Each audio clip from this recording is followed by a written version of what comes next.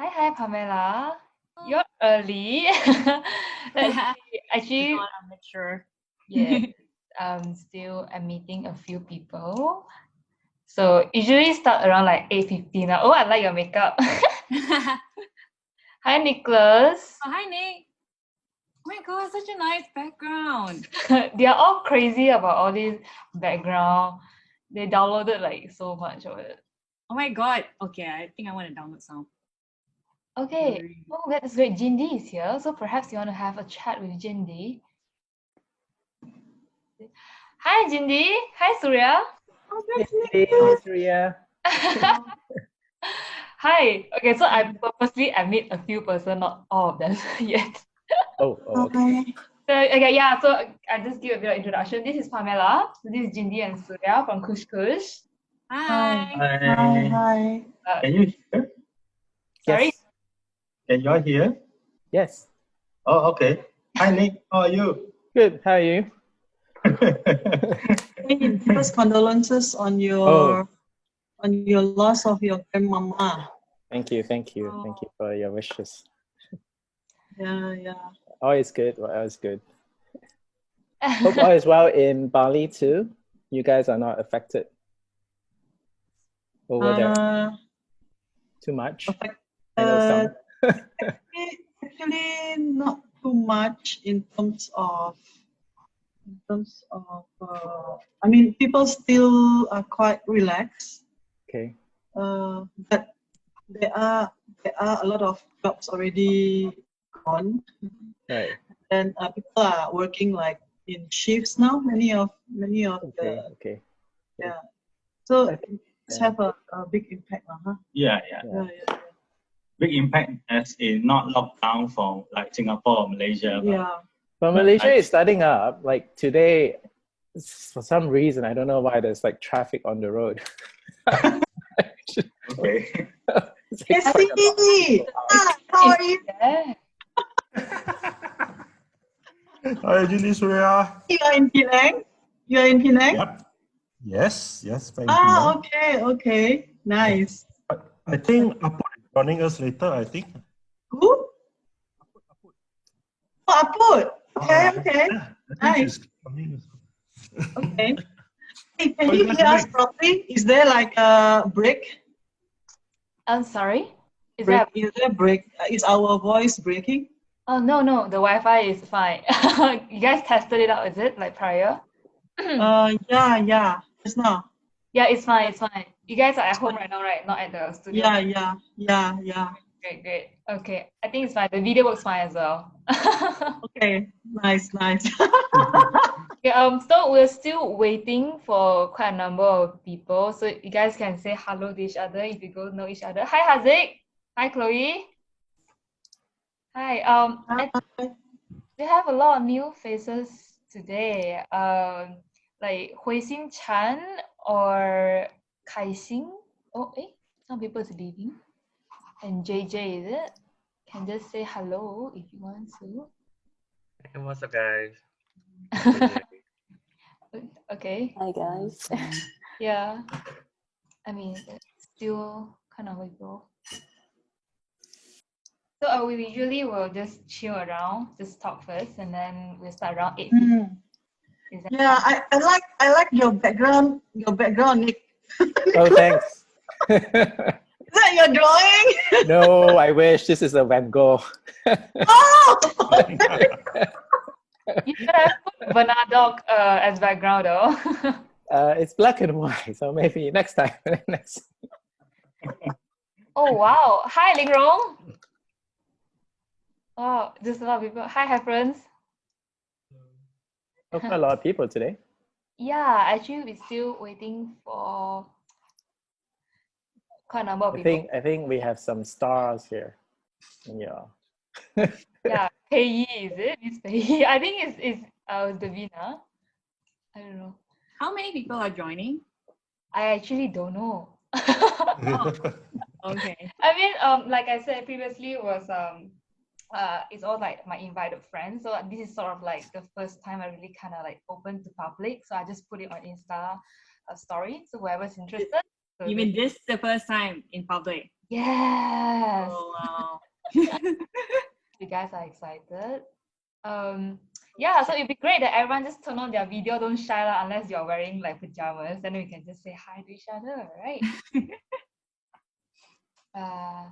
Yes, so I think we're still missing a few key people like Joyee, Ben.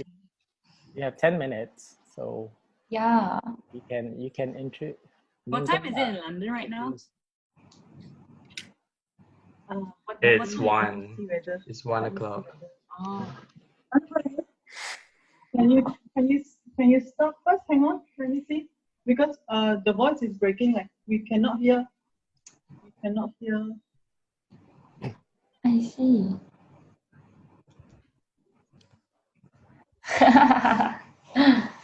I think Jindee, for your side, I can hear you guys, but there's just a slight lag. Yeah, there's some sound or voices that I cannot hear from your side.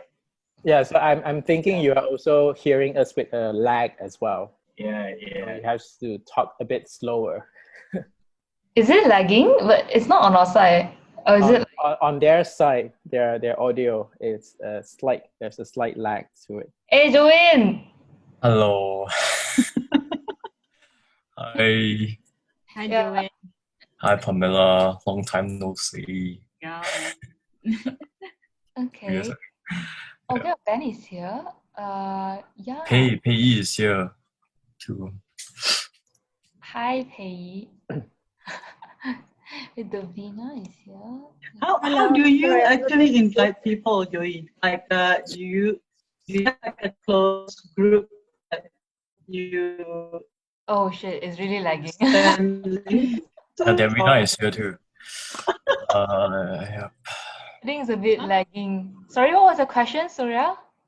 How did you invite people? Like, do you actually send out to a list of people the link to Yeah, the? Ah, okay. on my Insta story as well. So yeah, that's why I think today has a lot of new faces, and it will be great that everyone can turn on their video, and then we can actually introduce to each other. Maybe I'll pick three. Yeah, nice. Randomly, Nice. I'll just pick three, and then Oh, familiar faces. hi, JJ.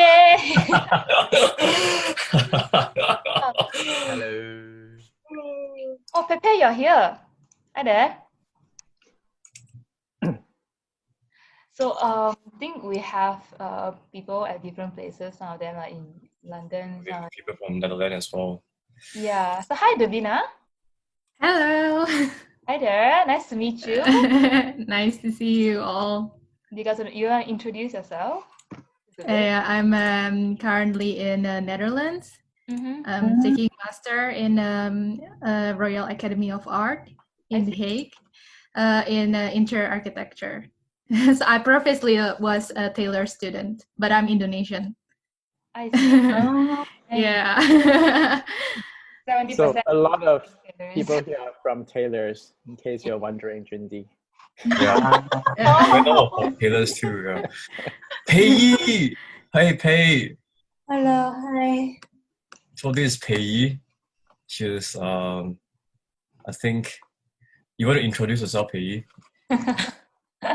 Well, I think I will be speaking in 2 weeks' time, right? Yeah. Yeah, I kind of arranged. So this is the first time I'm joining to see the group as Jovi invited me. Yeah. And I'm based in Budapest now. Awesome. So is the group too small for you? I can invite another. Let's just keep it cozy, right? All right.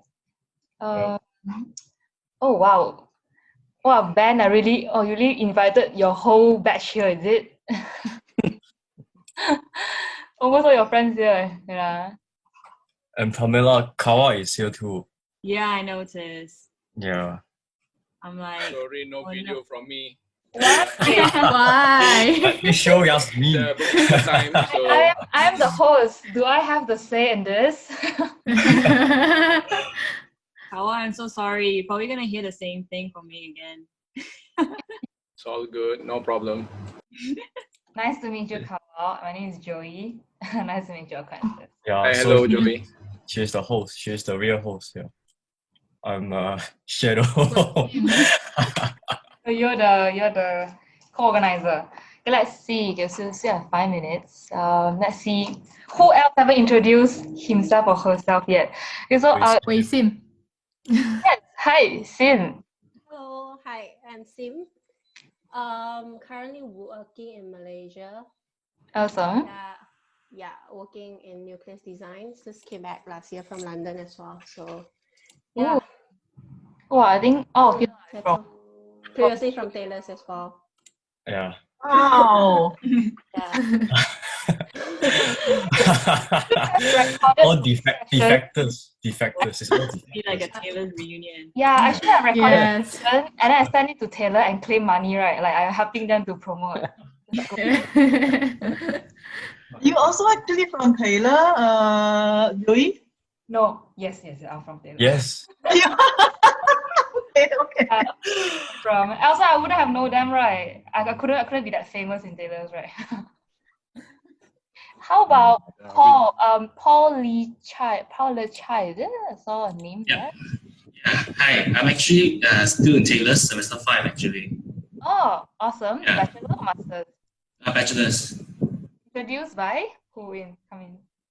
Actually, I follow quite a few, I would say, influencers in the field, like Not to Scale, Poshin. So I was primarily brought here from there. Wow. The pressure is on you, Poshin. The pressure is on you tonight.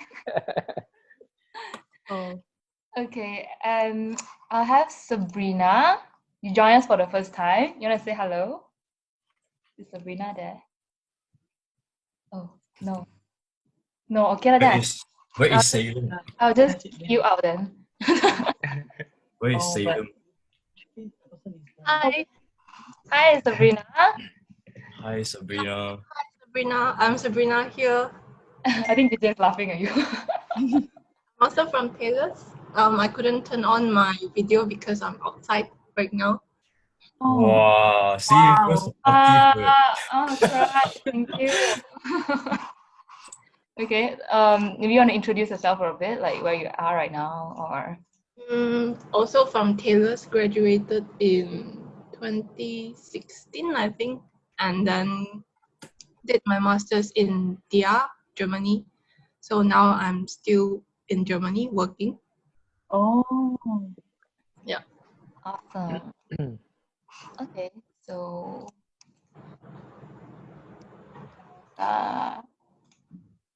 I saw Rachel. Is that Rachel or Rachel? see Rachel on the name there? Rachel. I think it's my friend. Chi. Rachel Chi. Yeah, see. Yeah, hi, I'm Rachel. I'm not from Taylor's. Jovin introduced. From Brighton, yeah. And then Jovin invited me to this. Oh, and where are you at right now? I am working in KL. Awesome. Part 1. At Part 1. As a Part 1, yeah. At BEP. DP Architect. BEP. Oh, BEP Architect. I think no problem. It's what is called Booty Edwards and Partners. Yeah. It's been a long time. 100 years old. Let's see. Maybe our friends from the previous one. Chloe, do you want to introduce yourself? Chloe Tan. Me. Oh, okay. Kawa is my lecturer, and I'm now working in Singapore with Joyee. I'm Joyee's colleague. Yeah. What is this? I'm from Taylor's also. Yeah, so I think tonight is gonna be a chill and fun session. Yeah. Yes. Are you guys like 80 babies? Why? 90s. 90s. Oh wow! Why are you concerned? No. Nicholas is not. Nicholas is. I'm not. I'm just saying the rest of them is 90. Nicholas, you're the eldest. Yeah, not me also. I'm not me. the eldest. Nicholas is 60s. Hey, dinosaurs. Yeah, we are the dinosaurs here, I think. Don't say that. Young at heart. Yes, young at heart. Okay. I've been telling Joyee about Design Life. Is that what happened to last year? I thought it's Singapore last year. No, but no. I mean, we thought we were going to do it this year, but then Oh, this happened. I think it's not going to happen. Yeah. Yeah, Wow, you guys. the whole TUI is asking in Singapore. I thought it's in Singapore. You know, the whole TUI is asking around. Right. Well, then you guys really run a lot of campaigns, right? I mean, apart from Lari Laris and Gallery and the Design Life as well. Yeah, Design Life is something that we do every 2 years, like once every 2 years. Okay. Yeah, since 1999. Okay. Together with our alumni from RMIT, just like what you did with all the tailors here, right? So we did actually started off with just reuniting with all the arts and architecture and design students from RMIT. Yeah. Maybe one day you can organize your RMIT gang and then we this gang and then we go mingle. Yeah. All right. I think it's about time. Maybe I'll just do a bit of introduction before we start. All right. Well, at the same time, we will be admitting people. So first of all, welcome everyone to the 5th sharing session, and then especially for those who join for the first time. So this is the 5th session. So Concrete Matters is just basically a simple sharing platform. So every week, I'm very blessed. I will source for some speakers, and then I curated a sharing session then to bring to you guys interesting experience on Saturday night while you are bored at home because of this COVID-19, right? Okay, so just to explain a bit how does it work. So the first speaker will go first, and then we have a 30 minutes of, so each speaker will present 30 minutes, and then after that followed by a 30 minutes of discussion and also Q&A. And then we have a mid break, so everyone can go to the toilet, get some water, and then we follow by the second speaker and a 30 minutes Q&A. So in the end will be around 2 hours. It ends at 10 p.m. All right. So during when the speakers is speaking, so feel free to type out if you have any questions that you guys want to ask the speakers into the chat box below. So when during the Q&A session, we can read the questions out. Is that cool? So please also respect, like don't raise any racism questions, or I mean, just be respectful, don't be rude. Other than that, and then other than this, thing it's good that you can make friends today, like after the sharing session. So today we have a theme. The theme is about object, furniture, small stuff and installation. So rather than talking about design of buildings and interiors, today we're looking at a smaller to medium scale of design. And then I'm very excited for this session because I kind of find like 2 interesting craftsmen. So one is Hoshin, who is using a more modern technique to craft, and then on the other hand, Cush, who's now based in Bali right now, is using a more traditional way, explore on a more primitive material to craft. So I think perhaps you guys can gain some insights or debate after this, after seeing these 2 speakers doing their amazing work. I think both works are amazing if you have checked out their website prior. All right. So yeah, any questions before we can start? No? Okay, that's cool. So, Sponsor. Like, who is the sponsor? all right. Tailors. Yes. Today, I also want to shout out to actually 2 individuals who actually want to remain anonymous. Oh my god, 口吃 anonymous. Because they have made a donation or more like a sponsorship to Concrete Matters. Because when I run on these projects, every week after this week ends, within a week time, I have to find a super suitable speakers and also talk to them, rehearse with them a day before, and also I actually use my own money to buy the Zoom meeting license so that we can have 2 hours uninterrupted. uninterrupted session. So if you would like me to continue to do this, so you can do the sponsorship or donation via the link in the form. Yeah, asking for money. important, yeah. Funding is a very important part, also a very paiseh part, but I have to do it anyway. Thank Yeah. you so. So thank you so much in advance if you do. So let's do not wait anymore. Without further ado, I would like to invite Pamela to start your show. Here you go, Pamela. Okay. How do I actually share? There's a share screen below there. Share. Oh wait. The green color. Oh, that one. Okay, okay. Yeah. Because I've always been using for my Zoom for my iPad. No. So like, because I'm always like the other person, like the guest who listen to it. Okay, let me try to like. No worries. If anything else, I'll just block everyone so everyone cannot see. Okay.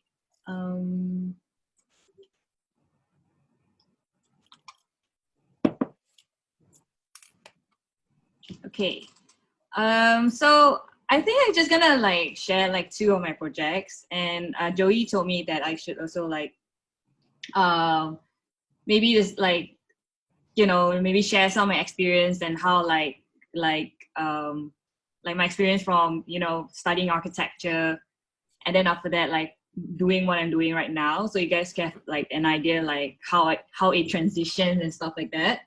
So I'm just gonna like present 2 projects, which is like the first one is Footprints, a project for Nike, and then the second one is like a public art installation. It's just a temporary installation for a mall. So can you guys hear me? It's all good, right? Yeah. Okay. So I started out this project, Footprints, after I complete my master's in Greenwich. So I did, before that, I just want to say, like, I did my degree in Taylor's University here in Malaysia. Then after that, I pursued my master's in London, UK, Greenwich University. Then after that, like, I tried applying jobs in there, but then it didn't work out because of the visa issue and everything. So I came back, and this is the first project that I did as I came back. It's just by chance, you know. So it happened there was this friend of mine who was searching for a person who could do like something for Nike MX Day, and then they said they need a model, and that's how like I came into the picture.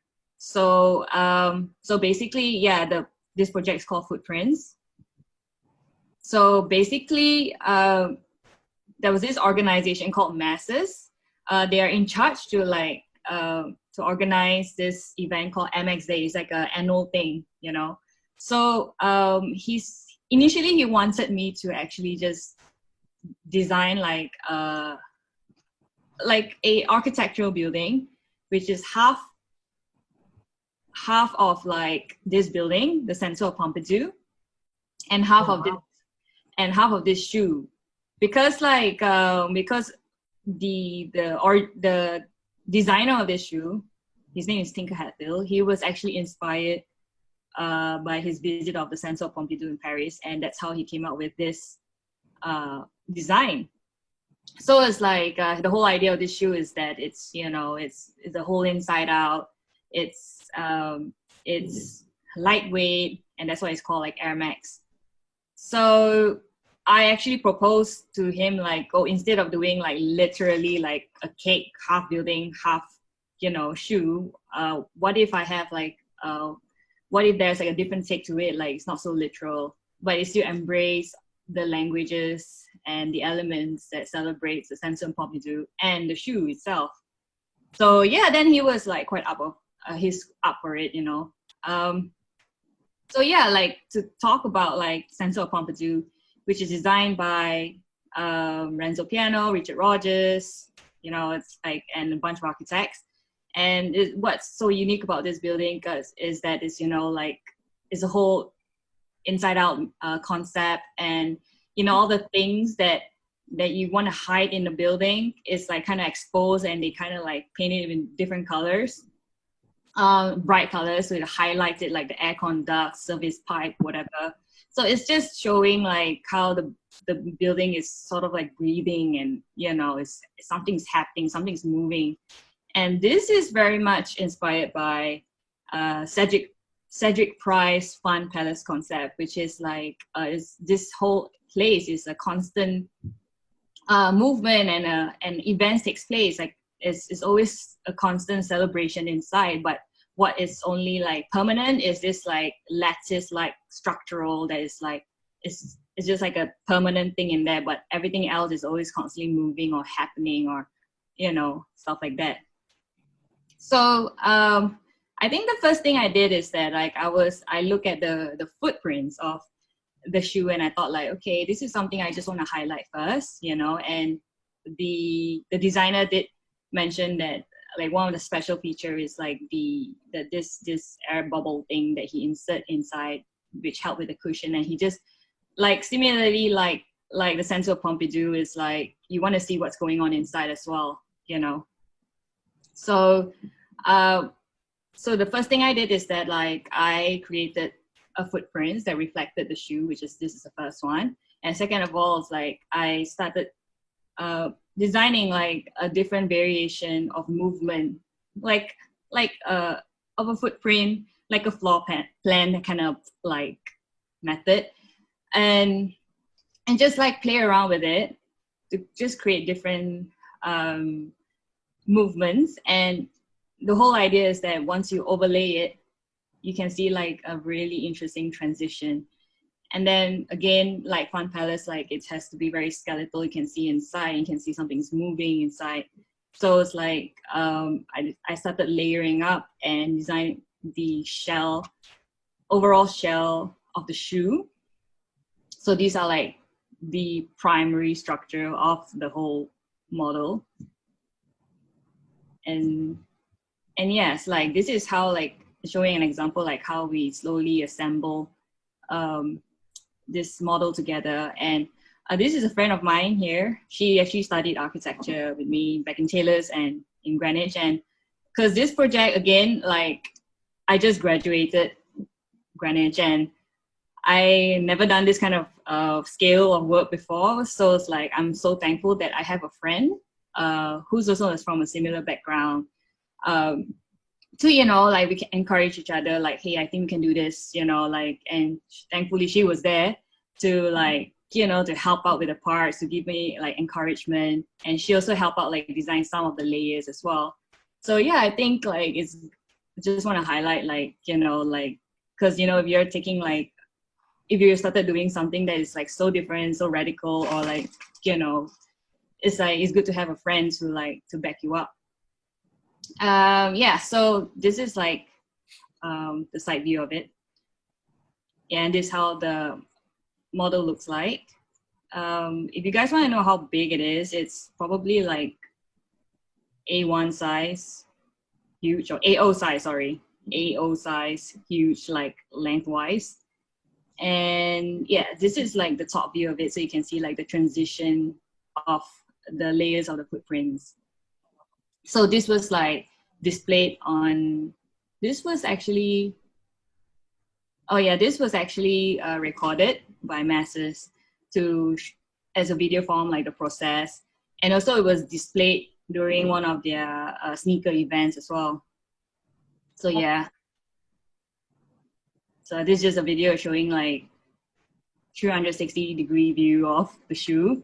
So yeah, like so this after doing this project, like I sort of knew that I really wanted to like continue this path on like working on really interesting like projects like this, like coming up with models and stuff. But I still am like clueless back then, like where I'm going, and I didn't have enough of courage to like continue this kind of work, because like again, in Malaysia, it's like it's really hard to get like interesting projects. It's like I thought this kind of project is like once in a blue moon kind of thing.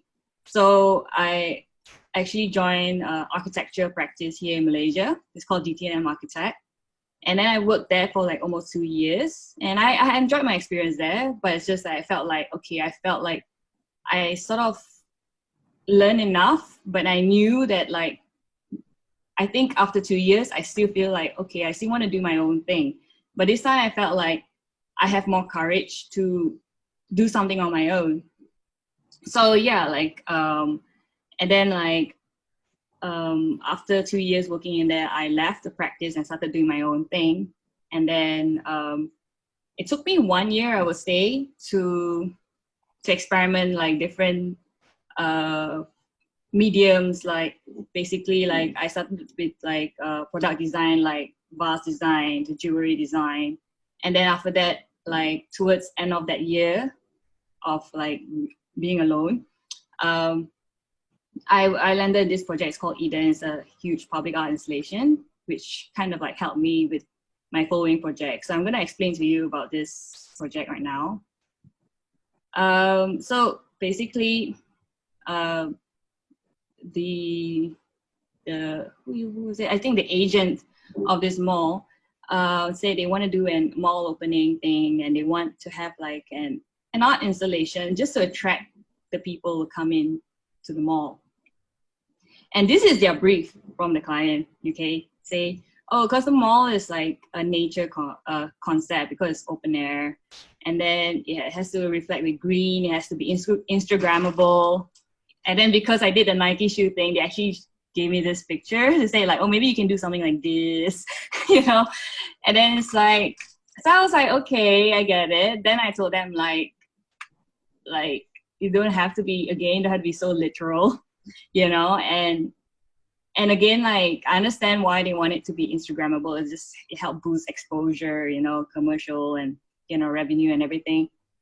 And it's a mall opening thing, you know? So it's like, I understand, but I told them like, well, I feel like, because they mentioned it's a gallery and they wanted art into it in the mall. So I was like, so I actually explained to them like, what if I have a different take of it? You know, like, what if it's what I could actually show a different translation of what nature is to me, and which is going to be very different. And it doesn't have to be literally green or fake leaves or fake grass or whatever, or recycled material, you know? So yeah, like, so this is, I'm just going to share with you some of my research of like how I research and how I translate to my design. So like, this is, again, what I question myself is like, what is nature to me? And the first thing I think of is like the Crystal Palace or the Kew Garden, where they houses this like green garden inside. And it's like, I think it's amazing because it's like a skeletal glass dome with this like very delicate white structure that actually just like, you know, cover the whole landscape of garden. And then like, I remember when I went to Kew Garden in London, it's amazing. It was like winter, but then when you enter, it's like, oh my God, it's so hot. It's like literally rainforest like Malaysia, you know? So it's like, I think it's just amazing how like the experience of it, and it's just like another form of nature that I was interested in is Ernst Haeckel's art form in nature. I think what I like about his work is that internet connection unstable. Yeah, what I like about his work is that it's like he illustrates like the DNA of plants and the beauty of it and the connection of it and its forms. And I felt like, wow, this is only can be viewed under the microscope. And the way he illustrated is that he knows how to highlight like the certain pattern and DNA and roots of like the connectivity. Because if you look at a microscope, you see a lot of things, you know, like it's colored and, you know, you see like glowing stuff and everything. But then in his illustration, you see it's like he really did like highlight the beauty of it. And another nature experience I think about is like Journey to the Center of the Earth by Jules Verne, like where the character went into this cave and they were like so taken aback with like this diamond-like interior, which is very vast. And also, which also reminds me of like Fingal's Cave in Scotland. They have this like extrusion of like this hexagonal stalagmites. and it's very like cathedral-like, it's very overwhelming. So I'm just like, again, in my research, I like to get all these elements and trying to highlight them, like, oh, how do I translate that into experience as well? So also like part of it also is a continuation of like my master's work back in Greenwich, and fragments here and there. Okay, so the first element I actually looked at is like vines and water droplets. So this is literally how like I have to explain to the client, because they don't really understand like my work. I have to actually explain it to them like this. So yeah, this is the first element, which is like skeletal vines with water droplets. But yeah, in here is like, it's actually like glass, crystal glass ball. And then these structures are like laser cut. And then this is how it looks like in elevation. So the second element I insert inside of the design is that the experience of the pathway, like, when you go to like this, every time you go to the park or garden, there's always these archways and then these vines that hover around it. And so this is how like I insert that second element inside here. And then the third one is like, I'm trying to like capture, again, these wonderful details, like how Untackle illustrate plants, but like experience it in 1:1 scale. So there was this column structure that I decided to like design it as like tree roots, like, and you can clearly see like in my own way designing like this delicate plant DNA like on it. So yeah, this is how it looks like in 3D render. So the whole idea is that like I knew that I wanted to design a strange garden delight, and everything is white. And the whole idea is that it's supposed to look like it's like a visible and yet invisible kind of like vision, like where you like from far, it's like, is it there or is it not there, because everything is white. But as you come closer, you see this like rich details, like how you see Untackle's kind of like little details of, DNA and stuff, but it's in your face. And yeah, this is like just like a Photoshop render of the proposal. So I must admit that the client was a bit shocked when I presented them this work, because they were like, oh, there's not a single shred of green plant or whatever in there. Then I say like, then I have to explain to them like this whole series of research, and then they're like, okay, they kind of like, get it. So this is like this is like a real image of how the whole thing looks like. Yeah, so this is like a photograph of like the interior, and it's just a temporary installation. It's supposed to be there for like 3 months, but then like they extend it to like almost a year. So which is like, I'm not sure like if the installation could actually last that long, but thankfully it was okay. Just like, they didn't really maintain it very well. So, but at the end it was like, you know what, it's up to them. How long was the installation? As in, it was there for permanently? No, it's a temporary installation. So it's supposed to be there for like 3 months, but then like because it garnered a lot of like publicity and people coming in, so like it extended until like a year, I think, almost a year. Okay, that's great. Months, I remember. So it's like it's a bit worrisome in that aspect, because like I design it as how to say, it's supposed to last like maybe like 4 months or 5 months, because like the materials like the hanging pieces they are like actually acrylics. Like the bottom part is like it's steel, but it's just that again, they don't have this culture of like, even though it's a gallery, but they don't have like a proper gallery caretaker or whatever. So like, a lot of people who came and visit, like they'll touch, they were trying to like, climb or whatever, so it's like, it's worrisome for a long-term kind of thing. But yeah, again, it's up to them. So yeah, like there's just like detailed shots of like how it looks like.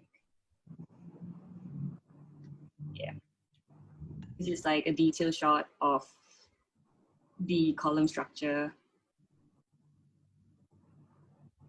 Yeah. Okay. So basically that's it. Oh. Yes.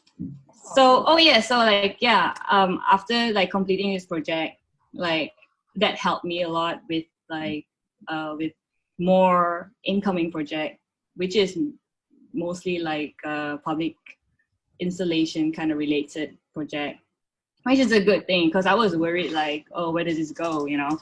But because thankfully because of Eden, like which garnered a lot of like interest and publicity.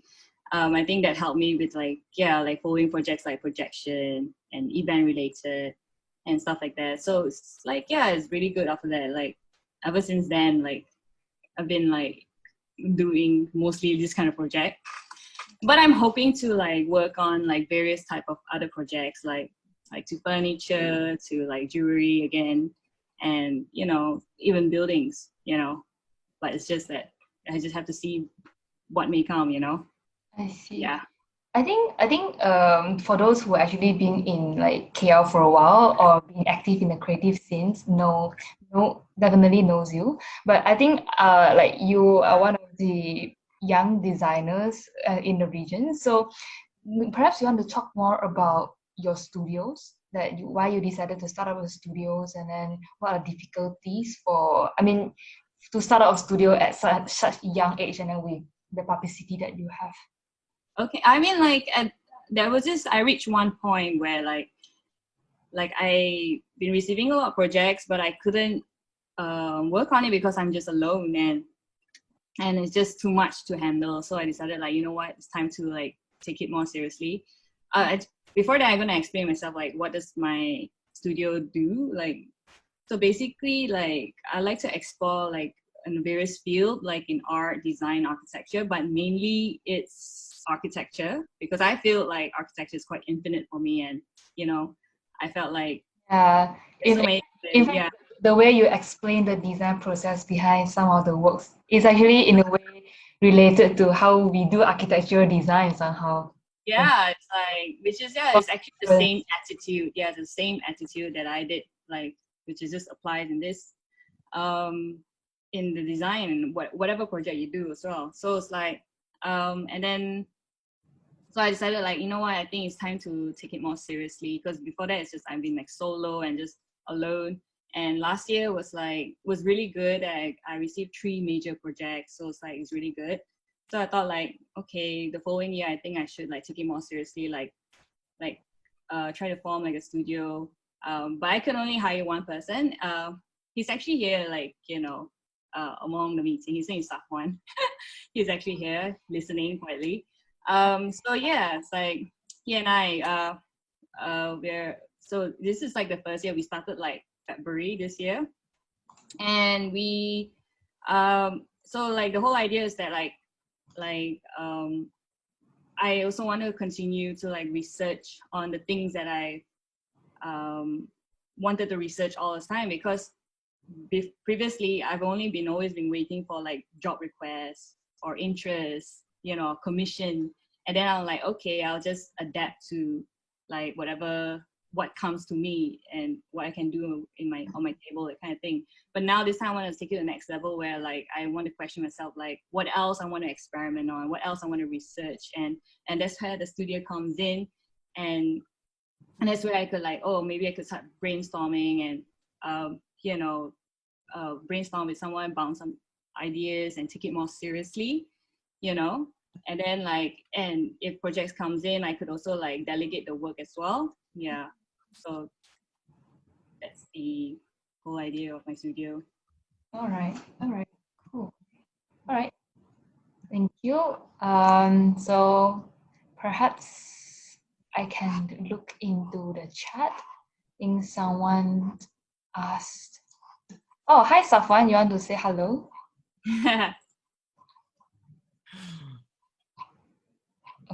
I didn't hear from him. So anyway, you don't mind? Oh, you don't have a mic. Okay, I think your boss will speak for you then.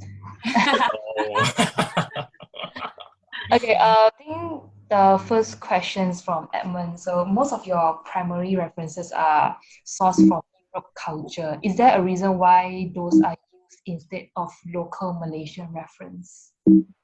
Sorry, culture. Yeah, yes, as in like a question from Edmund asking like your primary references are mostly from Europe culture. Oh, Yeah, okay. so is there a reason why they are used instead of local Malaysian culture reference? I think because like it's just for Eden, for example, it's like sorry. Yeah. Oh, you stopped the okay. Yeah. Oh, Yeah. do you want to show? So it's like no. I think it's fine. Yeah. I thought because like sometimes like in Q&A you would be like, oh, when they ask some question I could like refer back to the slides, but I think it's okay. Okay. Yeah. Anyway, yeah. So I think for footprints itself, I guess because the shoe itself, and for me it's like I don't really look at where the geography of it. It's just more like I explore the subject of it, you know. So like, and I know what I know of. So happen like for the subject for footprints is basically like these few elements of like the Crystal Palace and all, because that is what it is for the shoe and the building and Samsung probably do. For Eden itself, it's like it's just again what I know of, and that happened that subject and content happened to be like mostly from Europe and stuff. Because maybe because I read the books, or maybe because I had the experience and it's quite delightful and stuff like that. So yeah, but I don't really like how to say particularly have a preference on the geography or which culture it is or whatever. It's more like whatever that subject is and that highlights nature that I thought is interesting for me, then I just translate it. Yeah. Okay, I think, all right, that's an answer. I think from Ben. I have noticed throughout your work, lines and frameworks are used as a drive in your work. Who's the inspiration behind it and when did it begin? Was Soy City the start of it or occur earlier? Do you mind sharing about it? Have you? Yeah. Oh yeah, Ben, you can explain yourself if you want to. Yeah, I'll add on to it first. Okay. So yeah, like okay, let me try to read the question again. I've noticed where your word lines and framework are used as. Okay, yes. I mean basically like I like to highlight things in a skeletal manner. Like I like to look at even like simple objects, like even like a phone, you know, if you look at it like, and if you actually just highlight like a certain frame of it, and then you highlight the button or like the speakerphone, and you just, how to say, reduces the distraction, and you only highlight certain feature of it. So that's how I like to look at things, like in all kinds of forms. And whatever I look around me or whatever I see, I like to look at details like this, and I like to highlight it. And that's why it's always in the form like lines and arches. I think like the reason why I like to use like line and arches, because like it's always in like a very fluid form, like roots. It's like a growth, that kind of thing, and it just grows around like the highlighted of that form, you know, and it highlights like the interesting aspect of it. So, and I like the whole idea that it's like delicate. It's like looking at, like, you know, if you open a piano, you look at, you know, what's behind, what is working in it, and I thought that's very interesting, you know, or like the bone structure of like an animal, whatever, kind of shows you like, how it actually functions and how it supports, and it's a beauty for it, you know, just looking at it is, you know. So it's just like really, even though it looks like it's very complex, but it's actually really like minimizing all these distraction and just highlighting these forms, you know. And your second question, like, what was the inspiration? Okay, I already explained that. Was Soil City the start of or did it occur earlier? I think like I think even back in Taylor's already, I've already started doing a lot of these delicate kind of thing. And then like my tutor's always like, you want to fail kind of thing. So it's like, I just don't know why I have this like innate desire that I just want to do that. Like just highlight this again, coming up with these delicate forms and lines and highlight it in various ways.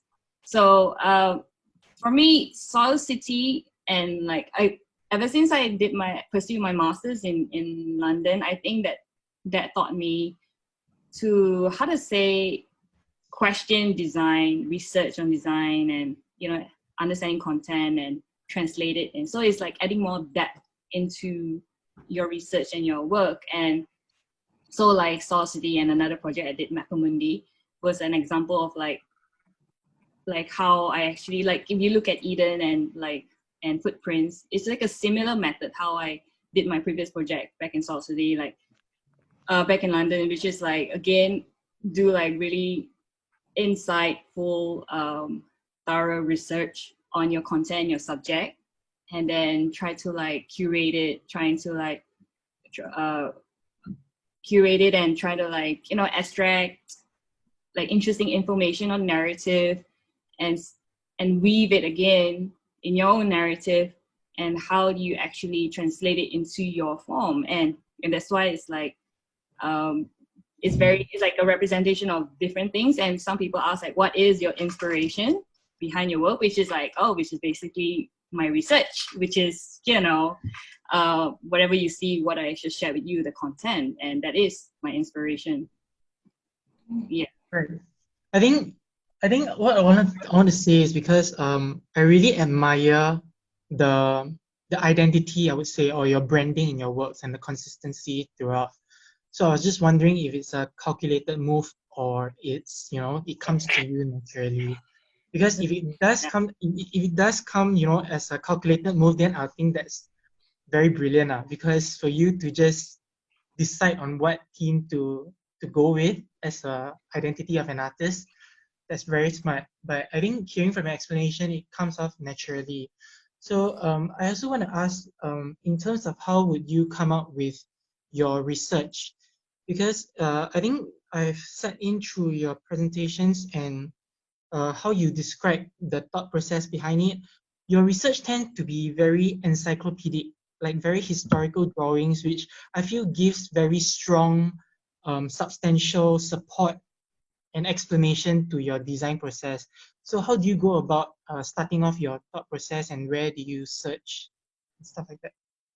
Okay, I think it's really all about like the act of questioning itself. Like, I think we should always question ourselves. Like, whatever subject comes to you, like, okay, what is nature to me? I remember this experience in Kew Garden, but what's it about? What's it about? And then like I began to research on it, and then that's how I slowly like formulate my, content and research. And also like, what else? Like, I think when I was in London, like what I learned a lot from my tutors is that he kind of like showed us like the various materials of how he sort of like showed us how to question your work and how do you research. I think that really helped me, because like I never knew that, you can actually look at like particular history, because history is quite boring, but a particular element of a history kind of thing, certain like unique character of certain thing, like if you're doing a project about metal, and then you want to like research on this particular metalsmith from don't know which century, and then you're trying to understand his nuances and little things that make him unique, and then I think like understanding this little step and its narrative, like that always led me to another question, and all these questions has different sort of answers and research, and all you have to do is just really combine all this research materials, and it could be a lot. Again, it's like encyclopedia of everything. It could be a lot, but it's more like it's up to you as like an architect or the author to like select and curate, like, okay, where's this going, and what is the ultimate question of your project and where it's heading to, you know, and then you slowly know which side you want to extract it. And I think what helped me the most is like if you have like some sort of narrative, and I think that helped me in like selecting what character and element or research I want to you know, to project in my project, you know, that kind of thing. So that helped like curate and narrow down my information and be selective on, okay, what is the elements I want to be included in my design. And then after that, the architecture comes in, like, okay, how do I want it to be experienced spatially, whatever, etc. Yeah. So, and regarding about like, yeah, the identity thing, like I do receive a lot of like question about this before, like, oh, you know, it's you have this signature and everything, so, which I didn't actually realize that, you know, because like I guess for me is this, because I've always like trying to experiment with different materials and different mediums and always coming up with different narrative and subjects. So it's like I always trying to focus on the subject, but obviously like again the way you do things is just who you are. It's like I realized like maybe yes, my output or preference happen to be like, even no matter how different the subject is, it's always like, okay, I have a certain way that I have certain way to translate certain forms and design, you know. So I feel like everyone has that as well. So I felt like in design process itself, it's like I always don't know what's the end product. Like I have to like, it comes, that's the beauty about it. It's like a process, like start with research and then like, okay, and then do certain prototype, look back at research, go back to prototype. And then it always constantly surprised me, you see. Like all my projects, the final ending is always like, oh my God, I never expect it to look like this, you know? So that's the beauty about your work, that you always have to like surprise yourself and just continually like experiment with it, you know? Yeah. Right. Can I just ask some quick one, just in line of what you were talking about? So on the identity part, do you think you have matured enough to perhaps continue on with this sort of identity, or are you like maybe perhaps worried, you know, that you'll be too stuck in this to be carrying on for the next 10, 20 years? Yeah, I mean, I'm not really worried. It's more like every time my client was like, when they saw like, especially when they saw Eden, okay, can you do something like Eden? I was like, oh no, I want to do something different. Then they were like, oh, what can you do? And I was like, challenge accepted. And then that's how I came up with projection. And then after that, obviously the following client will be like, oh, I like projection. I like what you did with the string, or like, could you do something like that for this event? I was like, oh no, I just told them like, I want to do something different. So yeah, like, I think in that sense, like, I just trying to do like, or it could be a series of work, like if Eden could be a series of work, could be interesting, or projection, like string design, I mean the string installation could be a series of work, could be interesting. But ultimately I like to play with different mediums and stuff like that. And I'm not too worried about like, I don't know why, I'm just not too worried about like the identity and everything. Like I just felt like I'm always, because I always feel like my work is like, it's different all the time, and I don't know, I just enjoy that journey of just like discovering different methods and everything.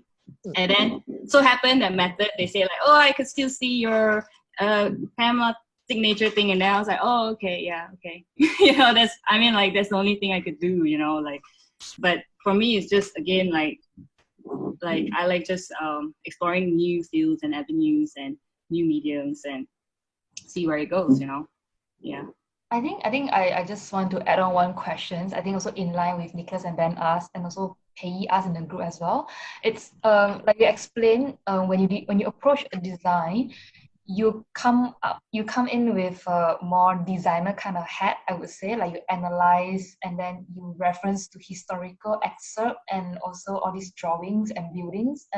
But when you express it, or when you try to find a solution for it, you kind of change the hat. You change it into like an artist hat, like how you justify the outline, and you mentioned that your identity down the road 20 years, you're not sure of it, you still experiment about it. So my question would be, how do you decide like when to change the hat, like from the designer to the artist, or like how do you derive from your reference to your final design? Like, you know, there's a method to it. I mean, like,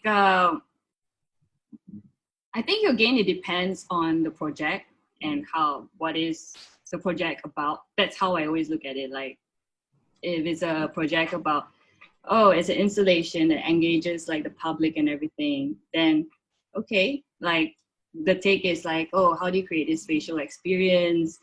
And I think like a lot of people view designers as like a person who does something, things like there has to be a solution base. There was this book that's written by Dune and Rabi that actually talk about speculative everything. That's the title of the book. And he talks about like these two different category of like design concept or like design thinking. So like there's category A, which is like, it has to be like solution based, it has to be functional, it has to be realistic and everything. But then there's this like B category where he actually explained like this other way of thinking of design where you can just design as the subject itself and design as questioning this question for the sake of questioning.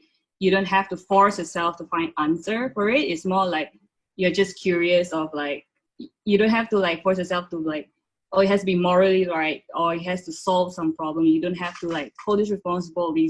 You just want to know how this design would turn out for the sake of it, because you're just curious about it, like if it's that simple subject of like, I just want to know how it flows or how the wind takes.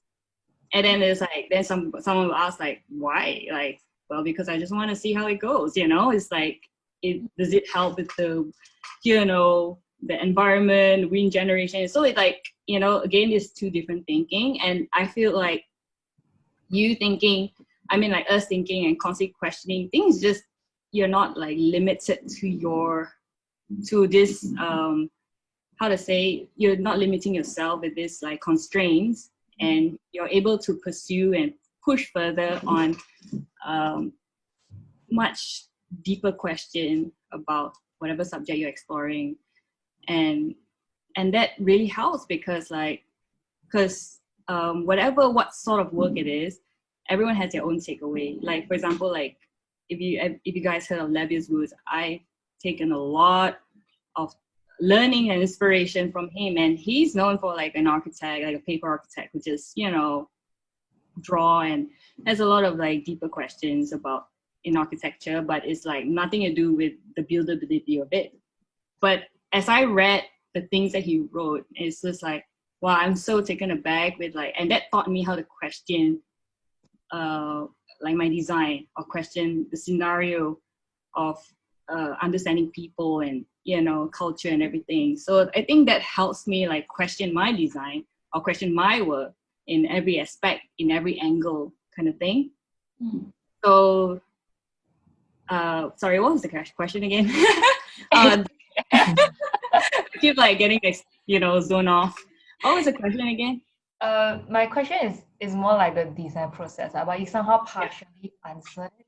Oh yeah, so like there's just two different things. So like for me, I just like to stick purely to the debate. Is always, I think the previous session we also always ask the designers like, do you think yourself as an artist or do you think yourself? Oh yeah.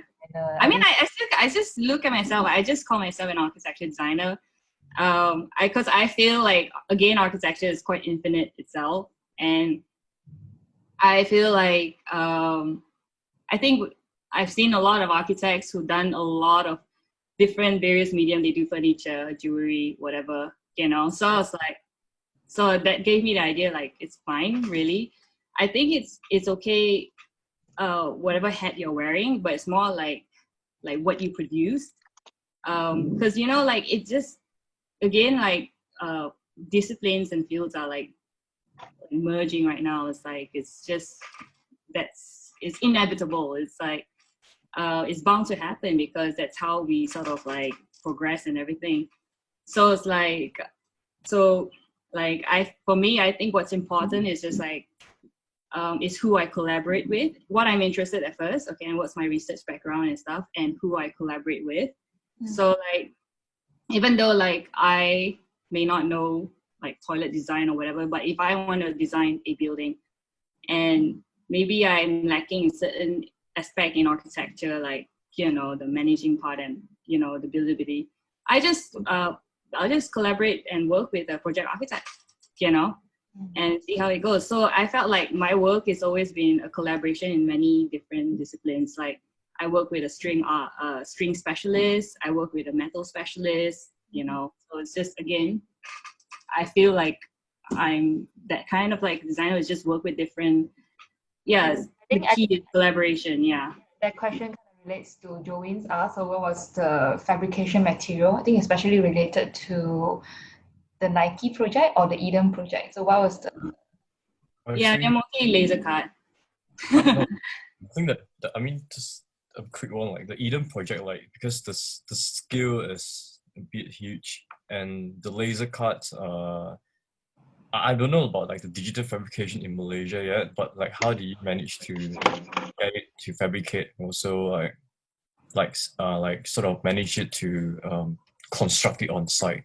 Because like it is sort of very very new method in Malaysia. I mean, very odd. I would say not new, but odd.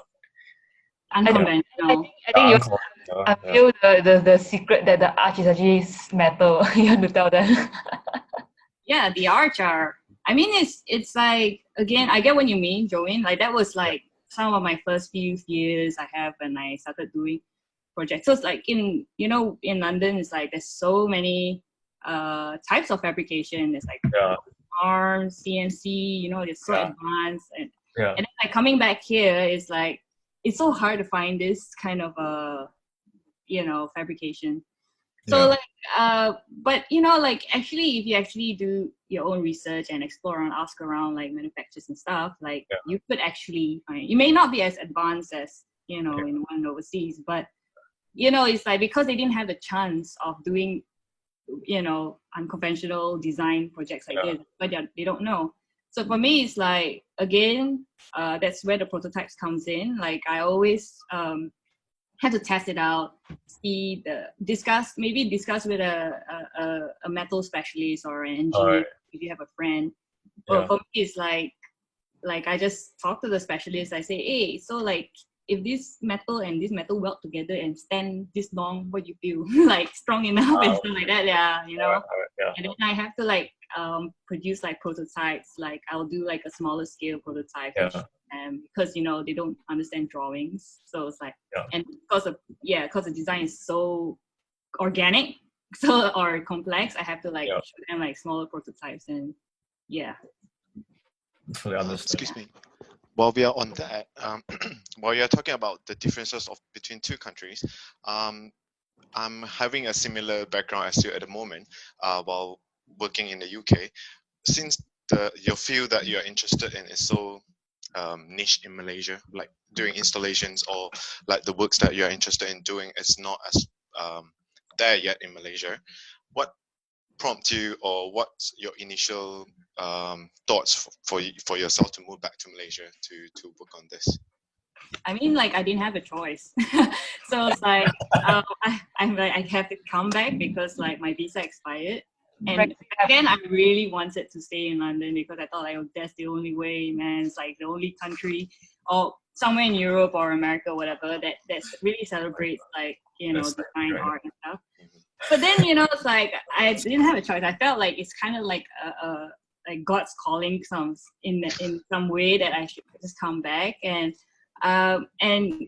you know, I just can't sit around. I just have to like do something. It's in you, and then you have this like curiosity, and at first it's like I didn't have the courage because again the reality is that, you know, it's a very business, financially kind of like minded kind of a society and everything, and like art and design is just like really nobody really celebrated. So but then like I just again whatever, I just try it out, you know, just try out and just put it out there. You never know, you know, and that's what I did. I just keep trying. I just keep producing work, And then I guess the moment where it garnered some like attention and publicity, words just spreads. And I guess like that's how you attract like the right person coming to you. So I think that's a good surprise because you can never plan everything. It's like a delightful surprise. Like you just have to just do your own thing and be consistent with it. And you never know there's this one person from a background or occupation or whatever background, like they come and you have beyond your imagination and they just say like, hey, can you do this for this thing I'm working on or whatever, it's because it relates or whatever. So I felt like, you know, you never know. It's like surprised with these little things in Malaysia.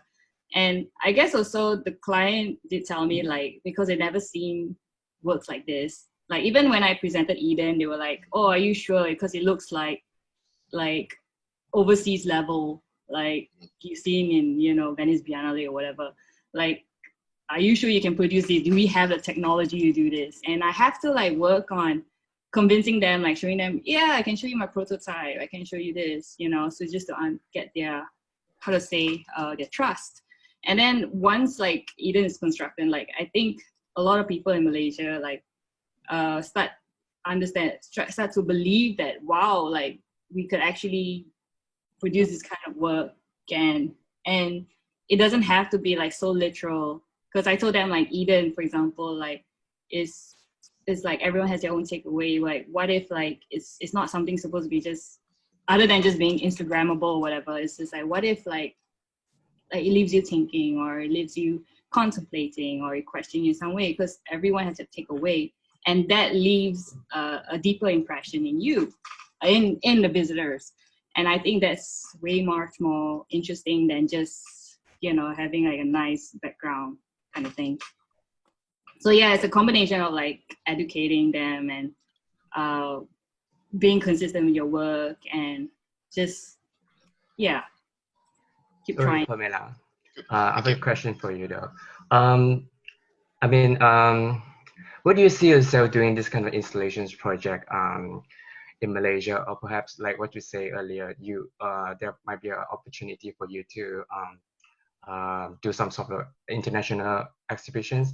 So would you actually see yourself doing this kind of installation to the point that you have your own exhibition or you join some international exhibitions, or would you be interested to participate in this kind of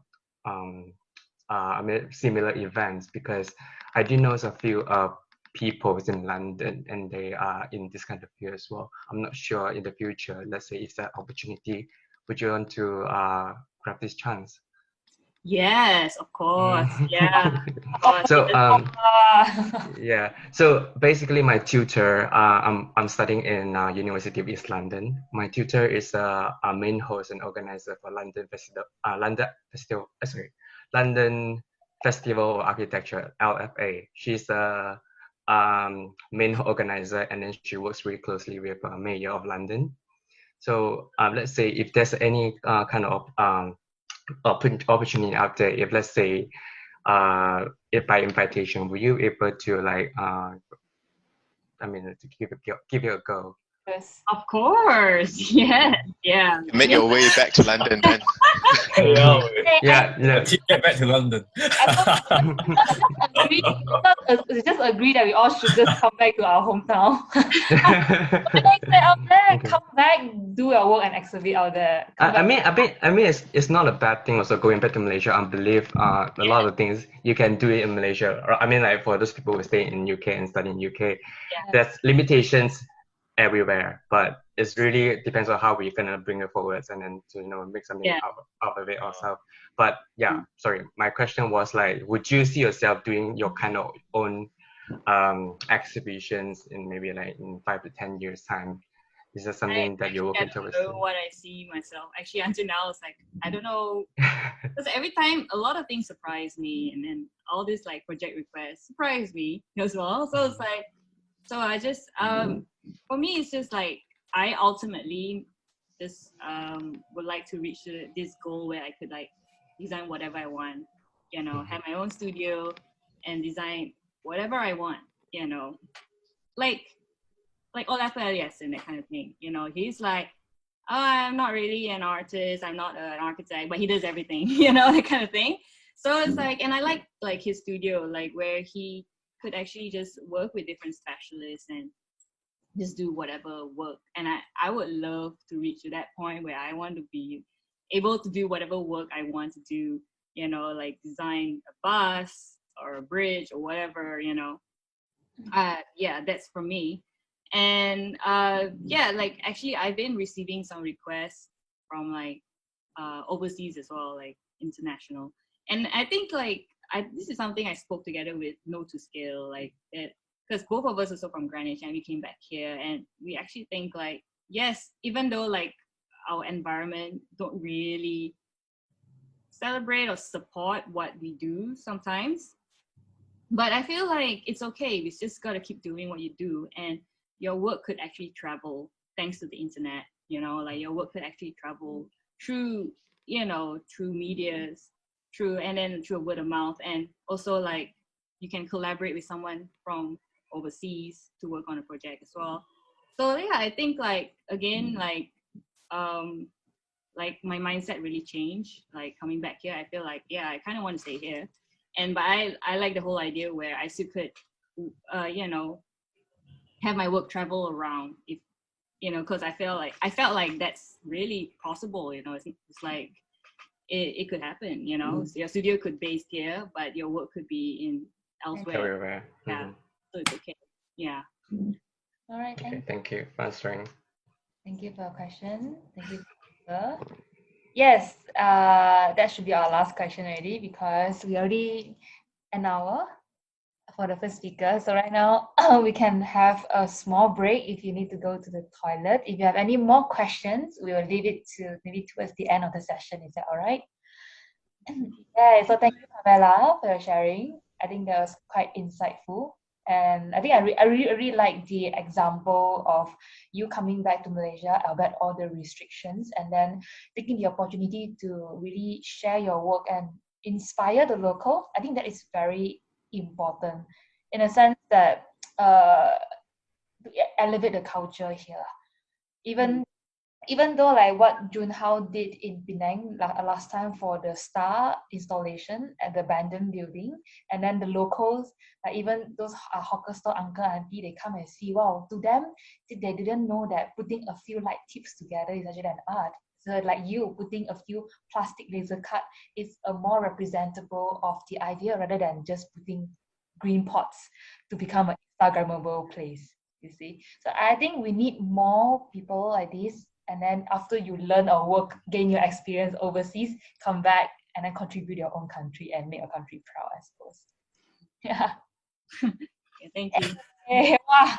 Vote me for president, please.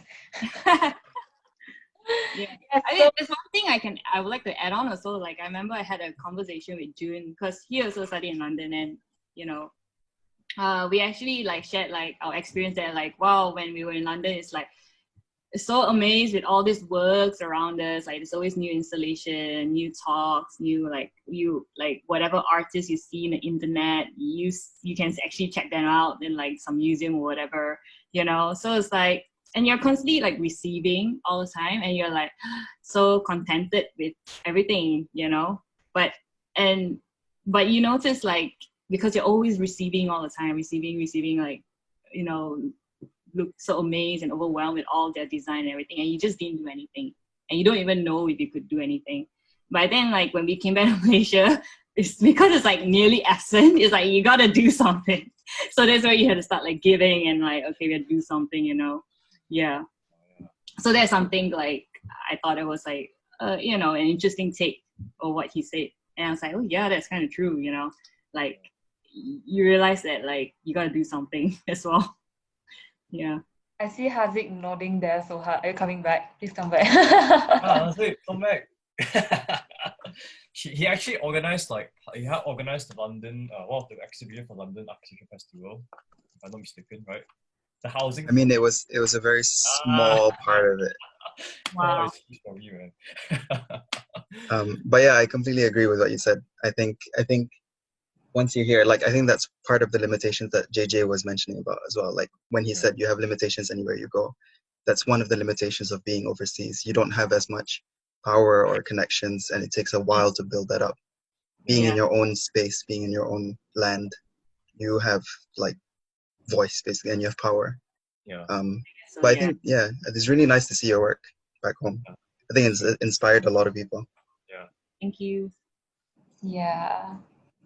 Yeah, really. But those places, they are once like, I don't know, like Malaysia as well, and then it's just a matter of time that they will develop. I think just a matter of time. Oh yeah. So yeah, go for your toilet break, go for your water break if you want to. You'll start for another 5. Can do mask also. Do mask. Yeah. So Jindee and Suria, are you ready for next? Yeah. Do you feel inspired? Sorry? Do you feel inspired? Yeah. It's really good sharing. Yeah, that's nice. Okay.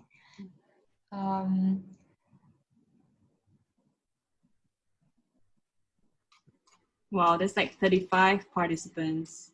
Yeah, it's quite a number.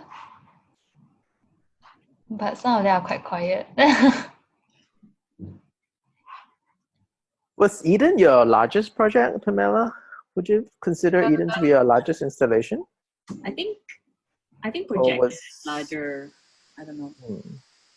Because like Eden, because the space is quite large, but then Right. installation coverage is like not as large as projection. Right. Yeah. I actually have a quick question, Pamela, if you can. I was just Yeah. wondering about color. Like, how do you feel about color? Because obviously the one you showed is like all white, but I think the more recent works you've done is more colorful. And also like just in general, architecture world tends to be more black and white. So colorful. But I think there is a new kind of appreciation for color. What do you think about that? Go ahead, Williams. Yeah, I think again it depends on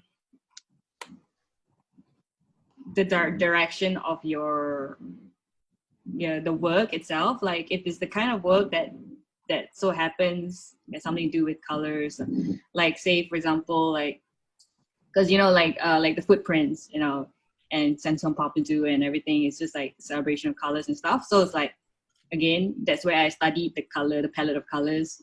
And then again the for like projection, for example, the string installation again, it's like I don't know, I think it's like just looking at it depends on the content of your work and its direction. And like if it's something that's something to do with something serious or whatever that subject is, like it kind of like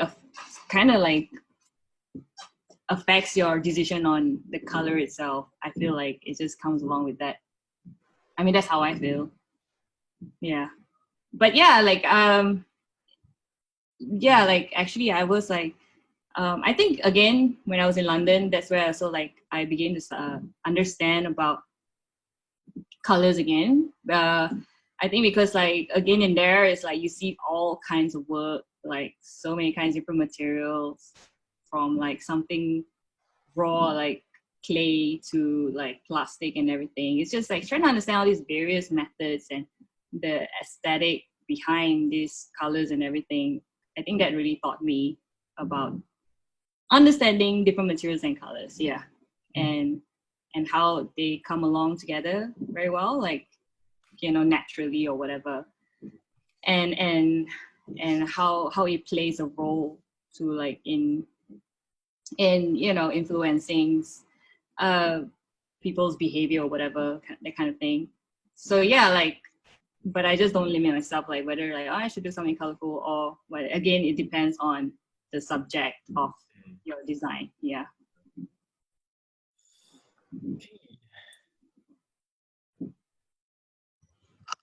Thank you for the answer. Sudden silence. Okay. Yeah. Okay, that's what I'm like. I'll make sure it's not silent. So thank Thank you for the 5 minutes break.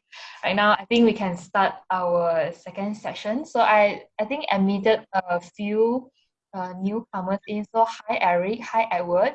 So perhaps you guys want to introduce you guys yourself later. So before that, so yeah, we should start the second session. Maybe I will just give a bit of introduction. So Cush, behind Cush is Mr. Jindee and Miss Suria.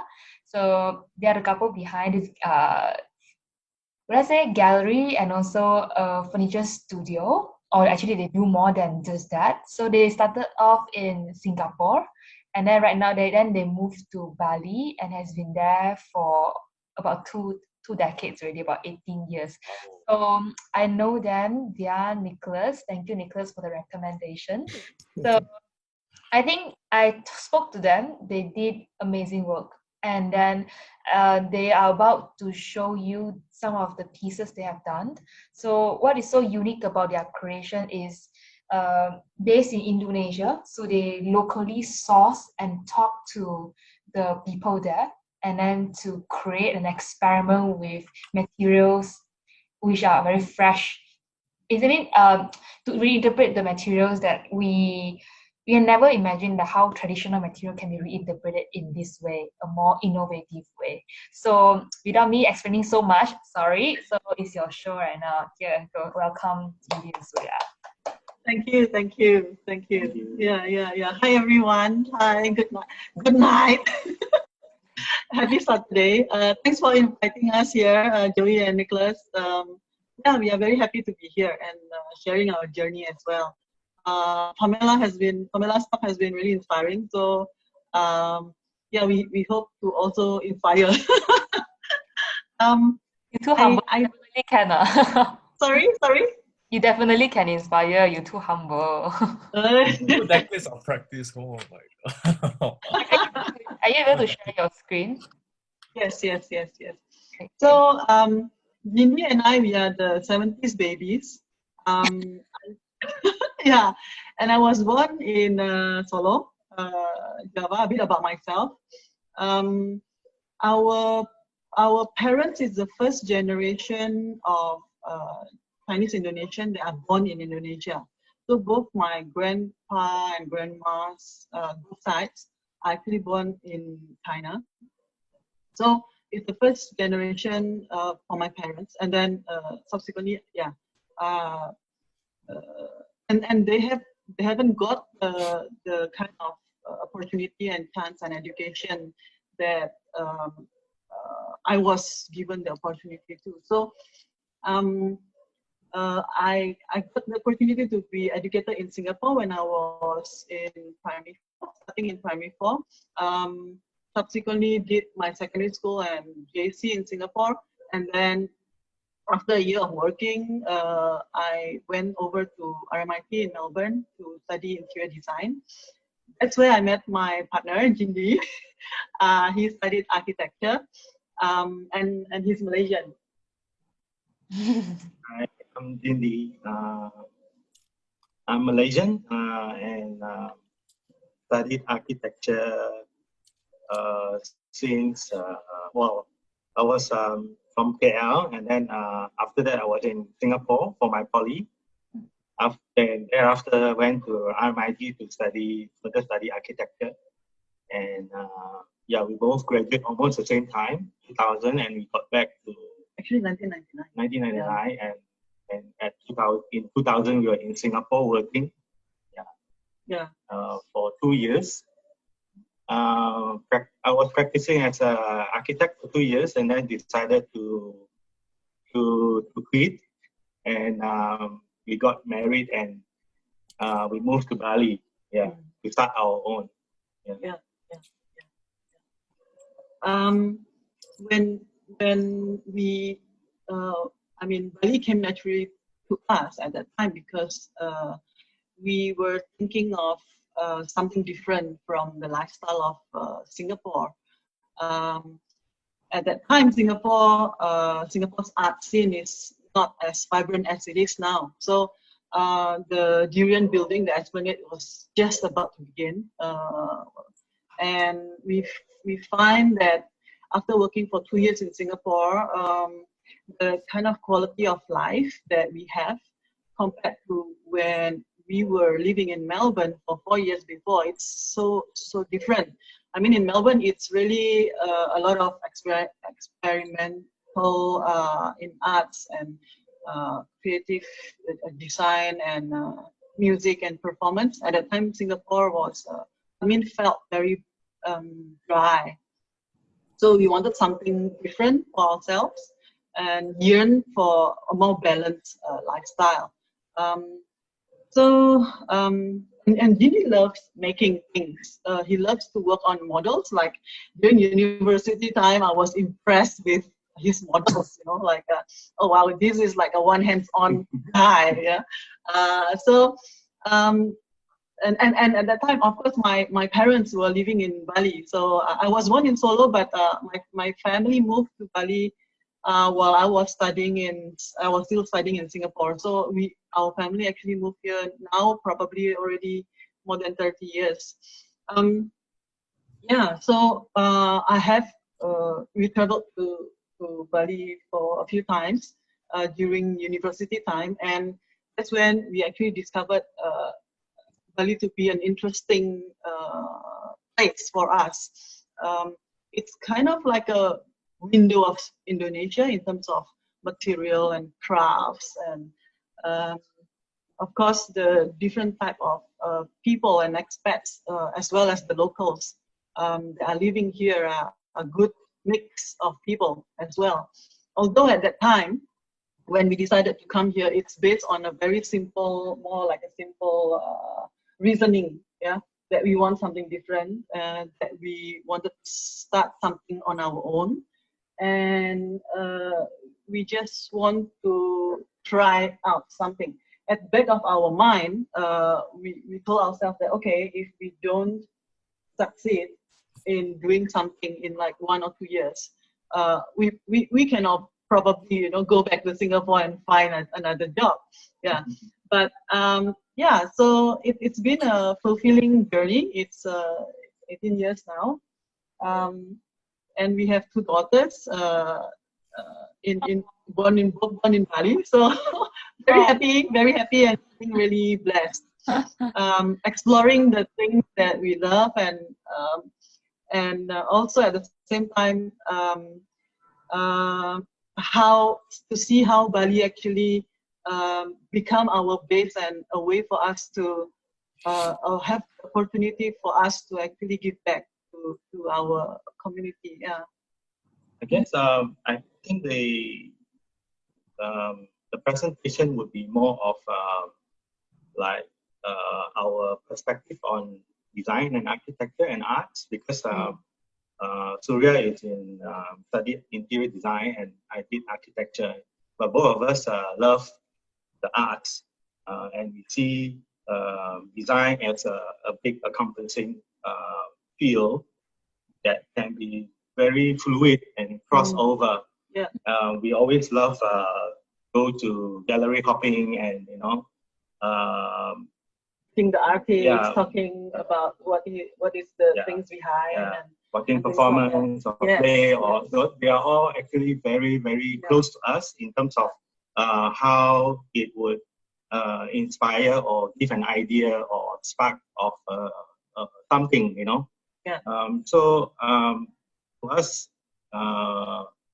we see architecture, design, and arts are all very fluid and all influencing each other. I think that's how we start our journey as well. Therefore, practicing architecture in Singapore also gave me a very, the 2 years was really valuable in a sense that it was a hard 2 years, but it's also made me realize that the consultancy is not for me. I think because I think our colleague in Singapore can definitely agree with that. Sorry. I guess it's a good realization, because then I can start to find things that I love, more than just sitting in an office and become like a project manager. Because I love design, I love architecture, I love design. and I love spend time developing the design as well and the making. So therefore, but I think you were frustrated because you felt that you didn't have the time to do what you like, right? Yeah. So let's. Yeah. So the presentation will be about our journey, and because we are here for 18 years, so we started with Cush, and then recently we also added a line of product called Lagi. Which is also our social initiative. Yeah, it's also a social initiative, and Cush Gallery CCG also started almost the same time. Yeah, as a way for us to give back to the community. Yeah. So things that is close to us is always craft, materials. So we love exploring these two things with design. And as I mentioned, two new initiatives that we started like 3 years ago, more of a social initiative. I think being in Bali, we realized that the natural materials that are so readily available in terms of in their big varieties, as well as the quality of craftsmanship is something that is very potential for us to do. And of course, combining with design and our way of working in terms of curiosity of how to put things together. Yeah, we give birth to Cush. Yeah. Cush started off as through word of mouth as well. So because when we moved to Bali, our friends got to know that we are here, and that's how it started actually, through word of mouth. Yeah. So when we started, we work a lot with craftsmen, learning from them how things are made. And a lot of the materials also were used locally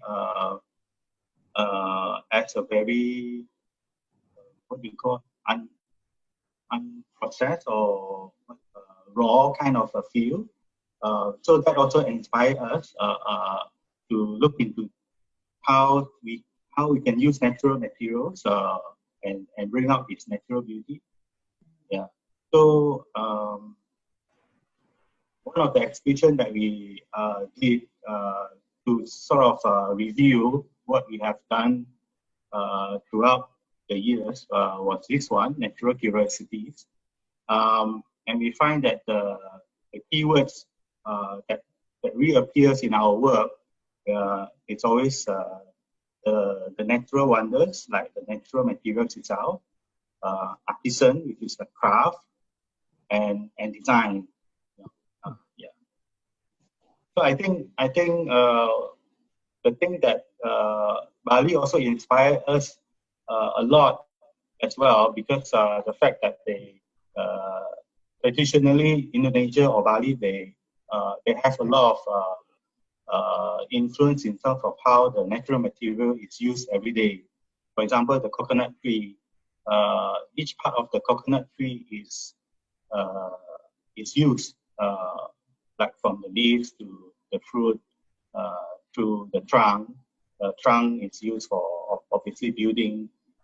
The leaves are used for like thatch or even some of the partitions, and the fruit are eaten and also used as a fuel, etc. So how the different parts of the tree, of the plant could be used. Yeah.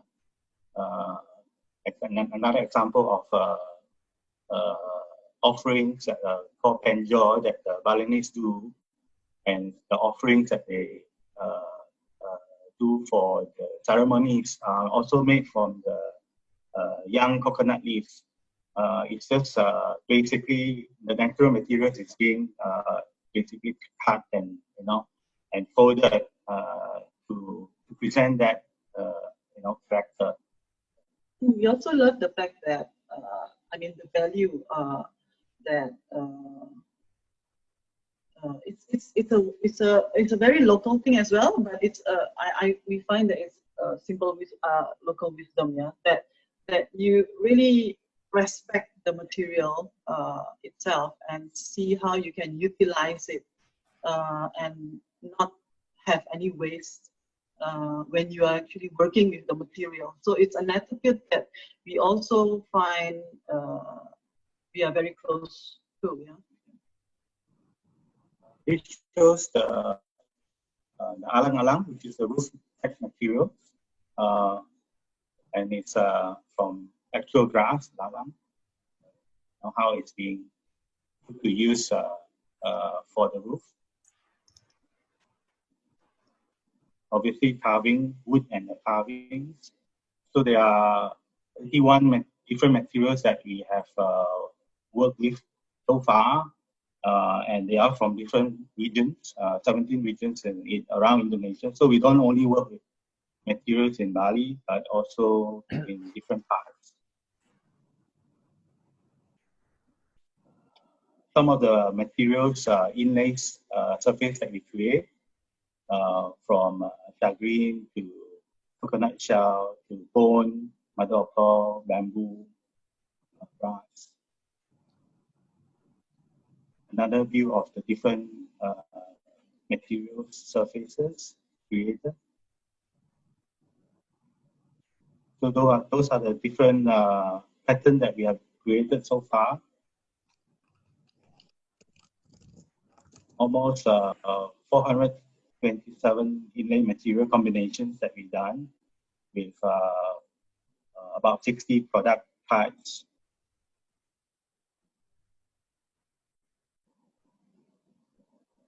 So the process of inlay is one of the key technique that we work with in our studio. So natural material like this is the coconut shell is being cracked and flattened to create a surface, a flat surface. So it's labor intensive and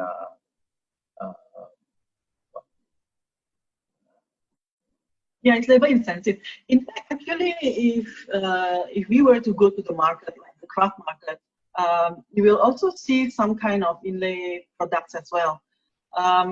So this inlay is not something that we create, but we saw a potential there, and then we do it in a more refined manner and in a more contemporary language that it can be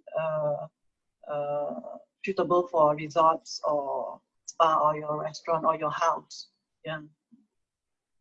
It's a cabinet that we also we did another motif with same coconut shell but a different motif. This is a buffalo bone lampshade. This is the same buffalo bone but done onto like a side table. Mother of pearl, the raw material and the finished product. Different type of shells. So we try to use the natural color from the shells and then combine them to create patterns. Mother of pearl on mirror frame. So the different product that we actually can apply the inlays. Tabletop. Another unique materials that we work with is shagreen, which is like the stingray skin. So they are naturally each what do you call the pearl? Each pearl is actually one fish itself. So they are cut and actually inlay onto the surface itself. And about maybe 3 years ago. We started experimenting on we experimenting on making a version that is fox. So not the real skin, but actually looks exactly the same because we use a casting method to reproduce the pattern. So this is a tray that we designed to highlight or showcase the beauty of the skin. As well as inspired by the shape of the stingray itself.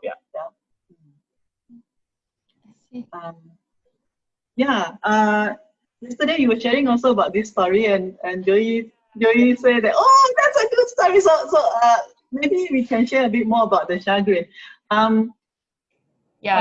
Chagrin is actually made from stingray skin. So this stingray is not from the kind of what do you call that? Endangered species. Because there are many different type of stingrays, and the stingray skins that are used for chagrin surfaces are actually stingrays that are not endangered.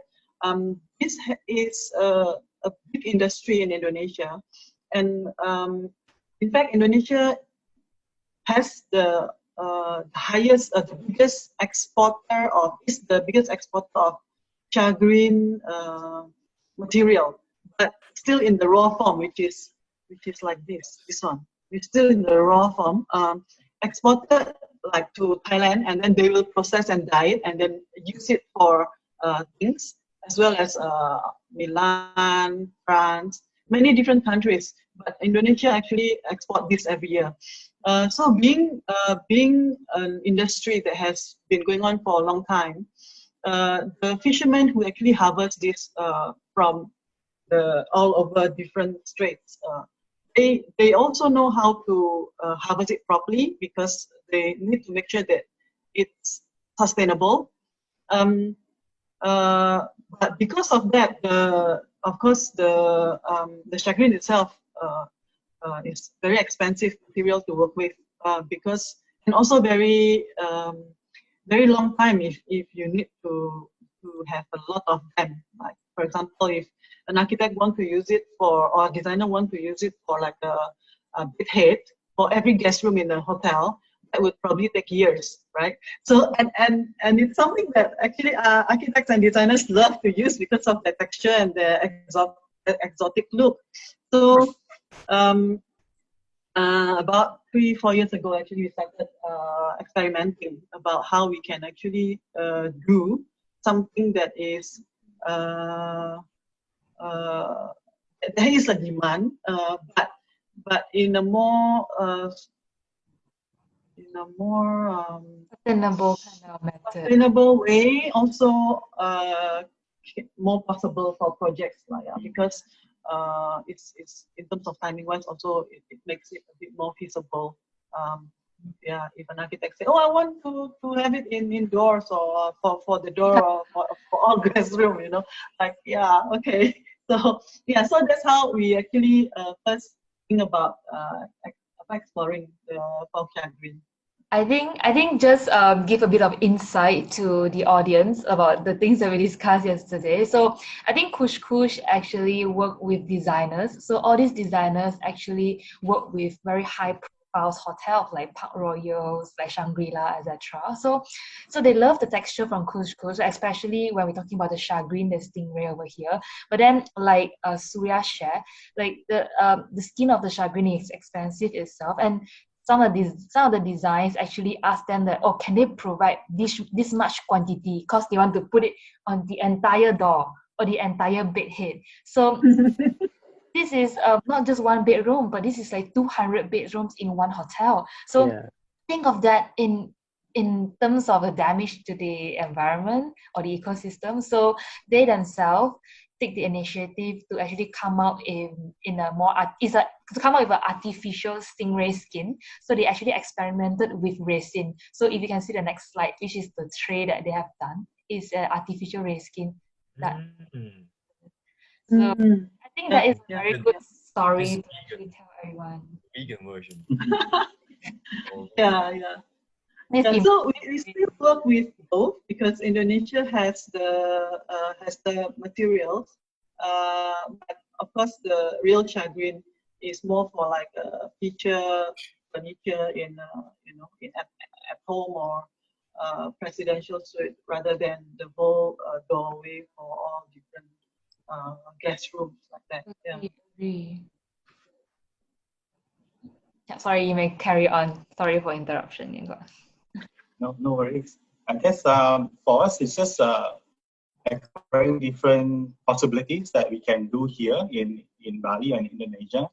So things like weaving techniques, these are accessories from rattan weavings that we made for a hotel. And then obviously a lot of carvings, wood and carvings. So some big benches. We have styrofoam mold, and then we actually carve the real thing. A little bit like a wood block for artwork, and side table for seating for another hotel with a feature shape. So we can actually do different design with the same technique. It's carving as well, but we actually can play with different design. Metal casting, brass cast. So this is also casting. This is casting as well. So the different techniques are actually traditionally already available here. So we are just exploring with design. So completed 200 over almost 300 projects, big and small, in different parts of the world. Our portfolio. So some of the projects that we have done in Tokyo, Maldives, Euro frame, feature countertops from shelves, accessories,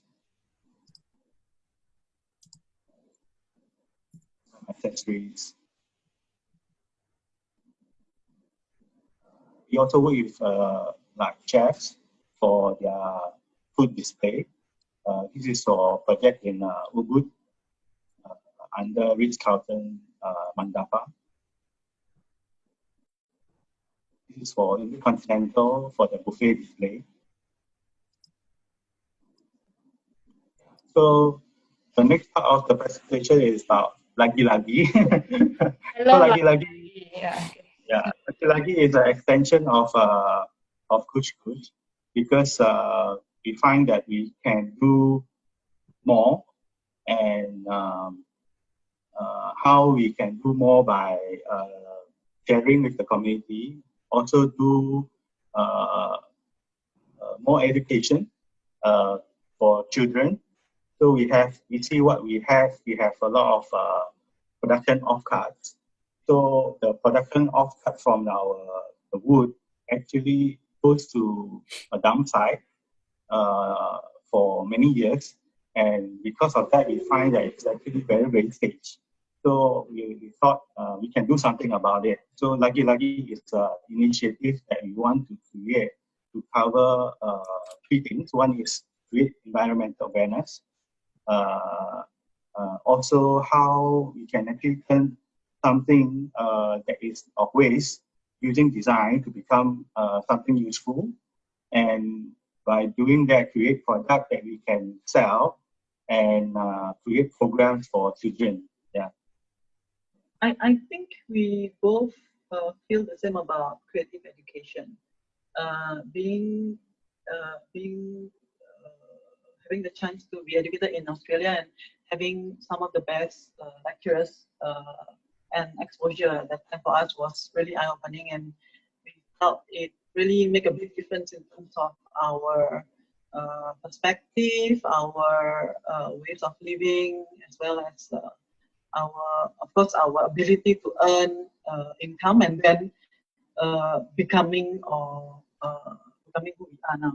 So we felt that it's very important to have that kind of creative education available and accessible to children. Yeah. So we use our wastage or our offcuts, in this case wood, and using the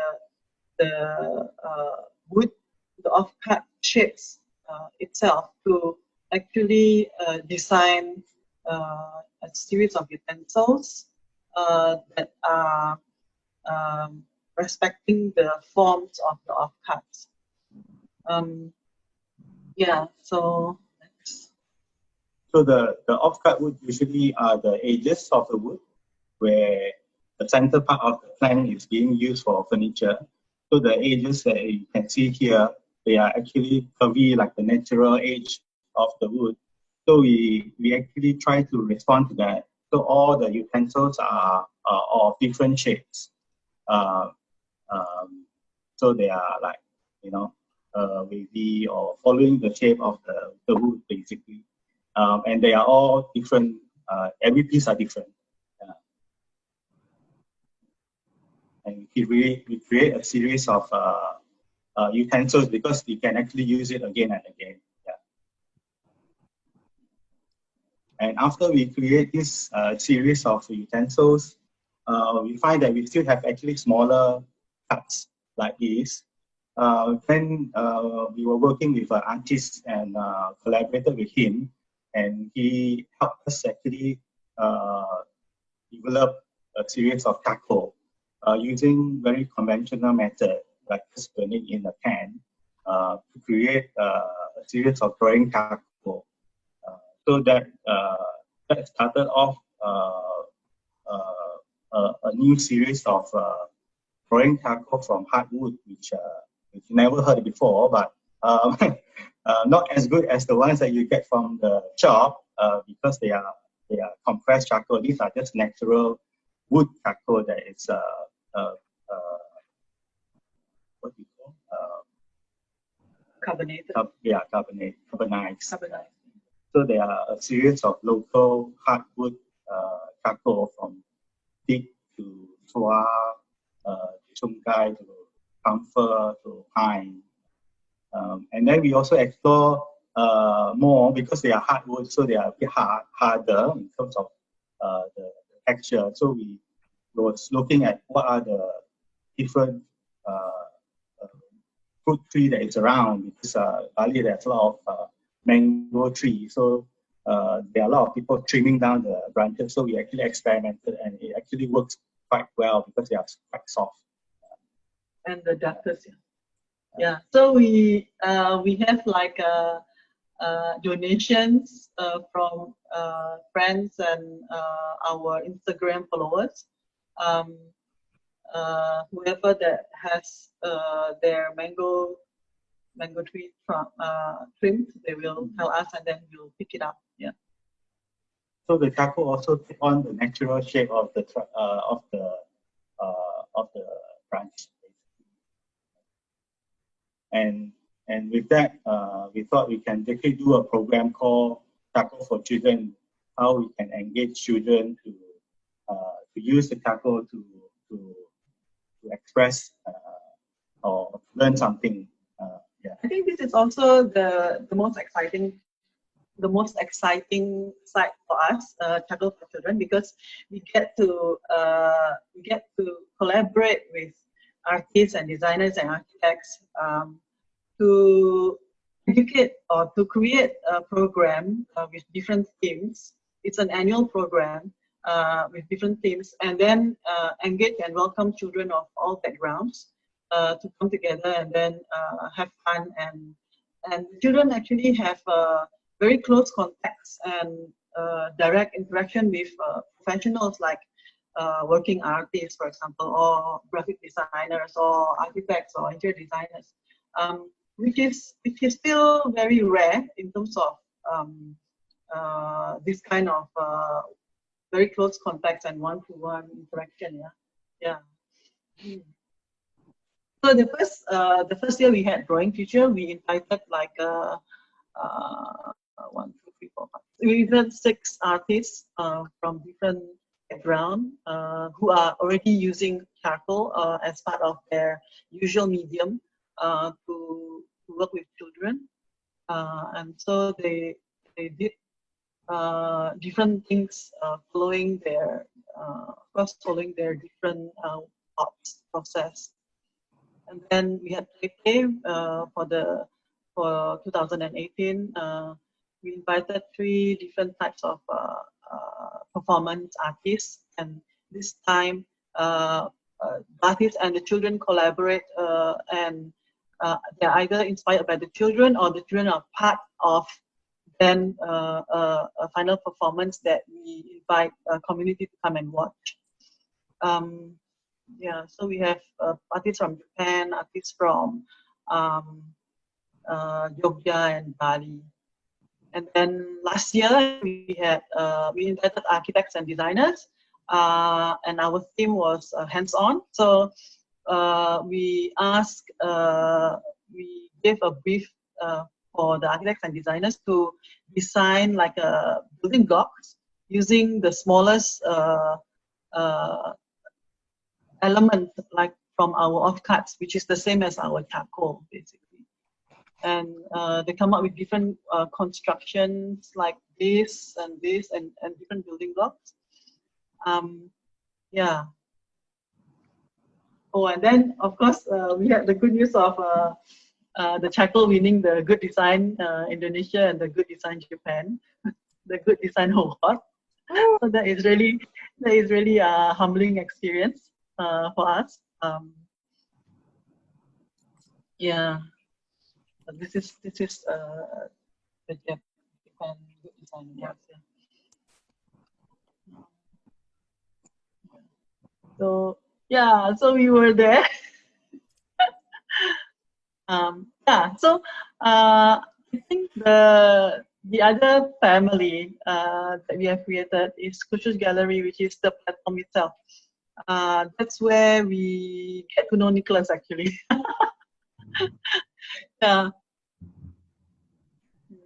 So Cush's Gallery is a space. The space used to be our closed showroom, but because we find that the closed showroom only will be visited by people who visit us, so we thought we can actually open up that space for the community to use, basically. So we can have exhibitions, we can have artists in residence, we can have the children program like Charcoal for Children, and workshops. So that's how it began. So we converted our space into basically a white box with sliding doors. So the sliding doors would open up the spaces, and it's flexible enough to let us have different events or possibilities. Yeah. So this is the first exhibition in the gallery. 2016. It's a series of objects and drawings by our RMIT tutor, professor at that time. Yeah. Yeah. And then obviously the Charcoal for Children workshop program in our space. It's also a series of talks and sharings, sessions, performances. Yeah. So the last thing that we want to share is we're just launching a social program. That we thought we could also invite everyone to join if they have something good to share, because during this time, since everyone is at home, we should think about what we can do, and we can help others in the same situation. Yeah. I think design for us has has taken many forms. I mean, from the beginning, it's a lot about the inspiration behind and the concepts, and then of course it's also about the aesthetics and forms and materials and stuff. But also, I think in the end, design and life.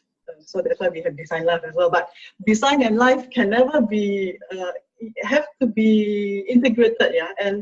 And we felt that okay, with design, with life, with education, with creativity, we can actually do much more than just doing objects or doing furniture. Yeah. So what can we do? You know, and so I think this is in a time like now where everyone probably are impacted, and we have seen many people actually in the creative industry, because we are creative, right? So actually trying to help other people by different means, whether it's a very positive poster or inspiring work that it offers solution, you know, or offers a way of looking into the future and how the new normal might be, you know. So we are making like an open call, solidarity for humanity. It's a Cush Gallery social campaign at the moment that will be ongoing until July. And basically to invite everyone to who has something to say to share. Yeah. Thank you. Posting a video and then with the hashtag of it, is it? You can share a 2D work, like it's in the form of a work image, yeah. Okay. And then you have the hashtag of CCG social campaign, and then solidarity for humanity. We have a few hashtags, and then after that we will share it again in our platforms, in our social media. Okay. And there will be a selection of work as well that we will include in the upcoming Seminyak Design Week in September. Okay. Yeah.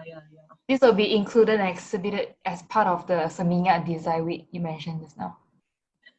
Selected works, yeah. Selected works will be included in the Seminyak Design Week in Bali this September. Yeah.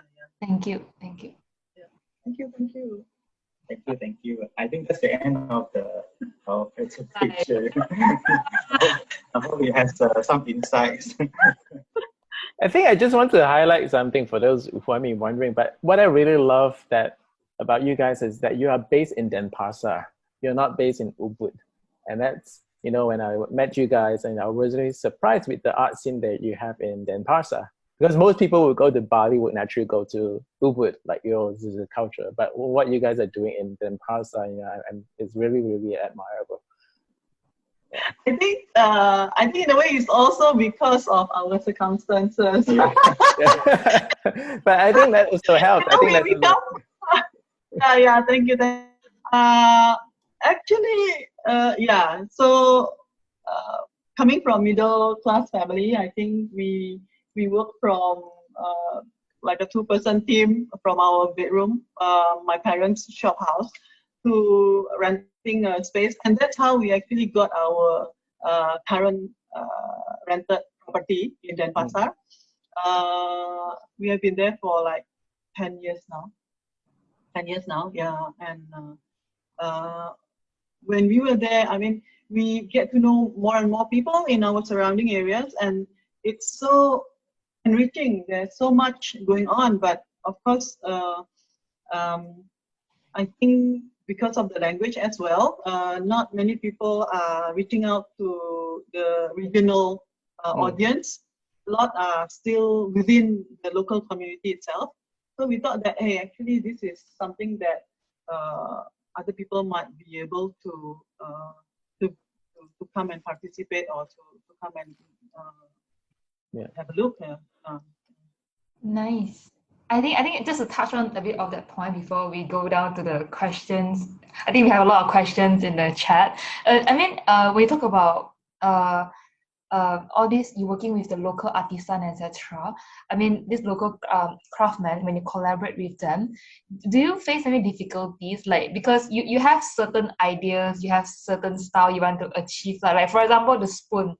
Like when you have this uneven bark, right, and then you want them to just craft smoothly, and then not like straighten them, but it just remain as it is. I mean, can they comprehend the idea? Like, can they understand that, or like actually, you want to do this? I mean, okay. How do you communicate? To be fair, right? Because Bali and Indonesia is a very low tech place. But of course, it's something that we like as well. I mean, in the first place, we love the handcraft feel. But having said that, when we first came in, I think we have a lot of frustration as well in terms of people not wanting to try something that is different, or simply not wanting to just push themselves more in terms of quality. So we have to put in a lot of times in terms of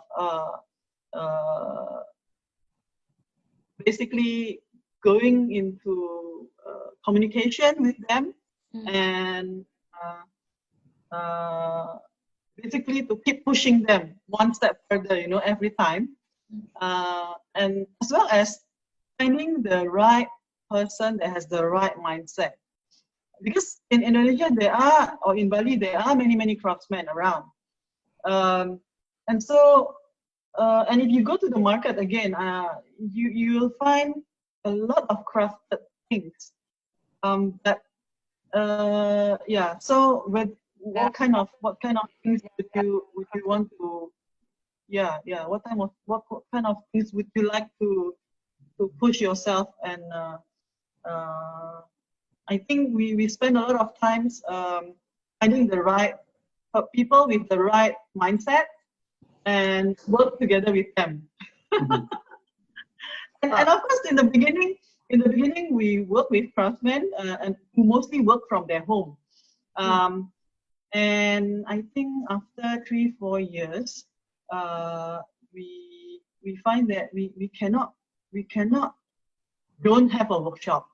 So that's how we started our workshop as well. Our workshop is a base for us basically to put things together, to have more control in terms of the production, timing, and quality. But at the same time, of course, we still work with different craftsmen outside of the workshop to maintain that relationship and connection, so that we have more variety of things that we can work with. I see. Okay, great. Thank you for the answer. I think from the chat, a lot of people haven't been to Bali yet, so we definitely should. Really? Or we're gonna organize a concrete metal trip and we all go to Bali together next year. The studio is amazing. Babi guling. I think there's a good babi guling near your art gallery. So yes. whoever's visit the workshop, definitely. Please send us babi guling. Post it. Okay. If you have any questions, please post it in the group chat. So right now we're gonna start asking. Is that okay, Suria? Okay. Let me just scroll the question. You can find a question in the chat as well. Okay. I think most of the questions come from Joyee. Joyee, you wanna ask it yourself? First question, isn't it? My first. I think back to the very first slides where you talk about the texture you have created, because I feel you just quickly glimpsed, you just quickly flashed through, but I think there's so much effort have been put there regarding the texture, if you guys still remember. So my question is, how do you, when you create all this texture, what is the experimental methodology behind, or like do you go by the material characteristic, or like is there any rules or process that you have to do when you create the texture? Is my question too ambiguous? So we felt that since Indonesia has many different types of materials and they're all beautiful, right? And we love working with natural materials. One of the ways that we can offer this to designers and our collaborator is making them into an inlay as a palette, as a material palette for use as cladding, as accessories, as artwork. And the way we explore is pretty organic. There's no A certain method to it. But would you consider using, like, for example, like Pamela using laser cut, will you consider using laser cut on this traditional material in the future? Or like maybe using the material on a 3D print, something like that? I'm just wondering. I guess in Bali, right, the labor cost is relatively cheap. And so that is still being the choice for us at the moment. The choice of technique as well, because we felt that firstly it's affordable. Secondly, the materials or the bringing in the 3D cutting machines and stuff like that would be very expensive. I see. Not at the moment. Yeah. Okay. But I guess it's not something that we are not thinking of using, but of I think maybe same with the case of Pamela. She was saying that there's not that much experts in that field in Malaysia, in KL. In Indonesia, it's also the same case. Maybe in fact, maybe they are a bit even further, a bit backward than in Malaysia. But then again, I find that technology is always something that is growing as well, and I think we need to also work with the expert in that field. For example, we can collaborate with someone from London, for example, or in Netherlands, where they are very advanced in that. Even scientifically, for example, making something like artificial skin, or things like that is very scientific driven. It's very difficult in here in the local context, but it's very possible in overseas. So there is it will be interesting to have that kind of kind of collaborative exploration, in the future. Agree. I think collaboration is the key. I think you mentioned just now, like everyone has their own specialists, and then you have the resources to the material, and it can collaborate with other specialists to come up with more beautiful products, I suppose. Yeah, that's right. Okay. Yes. So I think go to next question. Joyee, you want to ask something? I mean, like, thank you for your presentation. I mean, it's very interesting. I just want to ask, right? I have actually two questions. So first question is actually how Cush able to run such design? I so-called like this. The term is sort of like design research-led practice in Indonesia, because look at the catalog that you have. It's almost like a research project to me.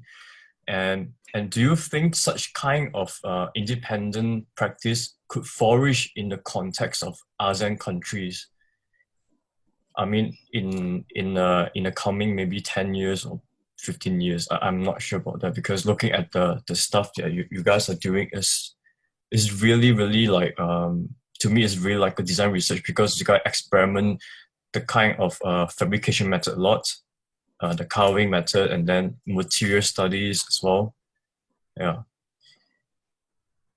I guess I guess my point of view is that I think we are not that far back.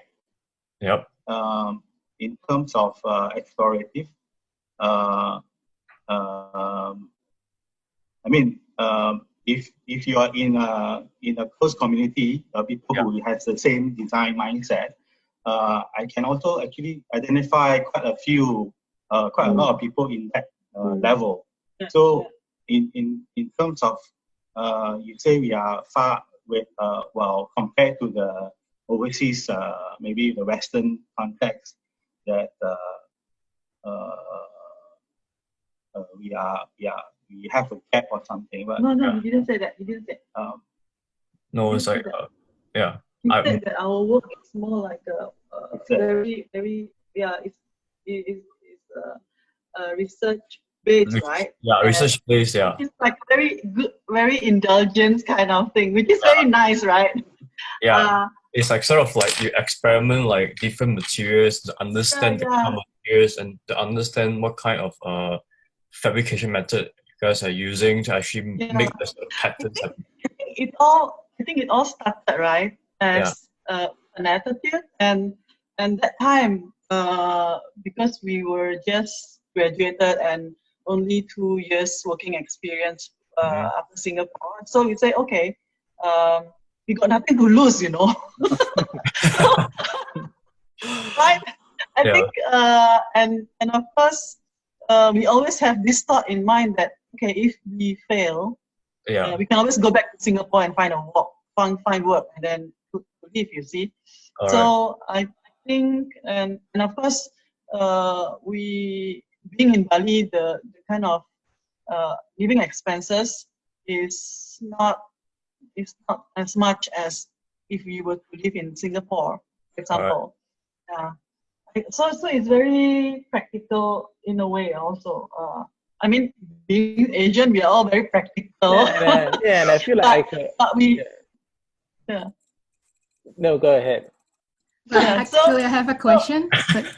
Go ahead. No, I don't have a question. I just want to continue on to what Suria was saying to Joanne, is that I think in an Asian context, we just do it, right? You don't like think so much on it, and I think opportunities in Asia actually allows you for it because there's not so many rate tapes that you have to go through here and there. That's true. Yeah, that's true. Yeah. Yeah, and like, do you think this kind of like independent practice, right, like, are able to flourish in our like ASEAN context? Of course. I mean, in this, like, I don't know, like, because it's it's quite a very niche thing in Malaysia right now. It's like a very small community right now. In Kuala Lumpur, especially. Are you in Kuala Lumpur at the moment? Are you working in Kuala Lumpur? Not, I just came out from London. Is it an interview session right now? Oh no. Do you want to intern at Cush?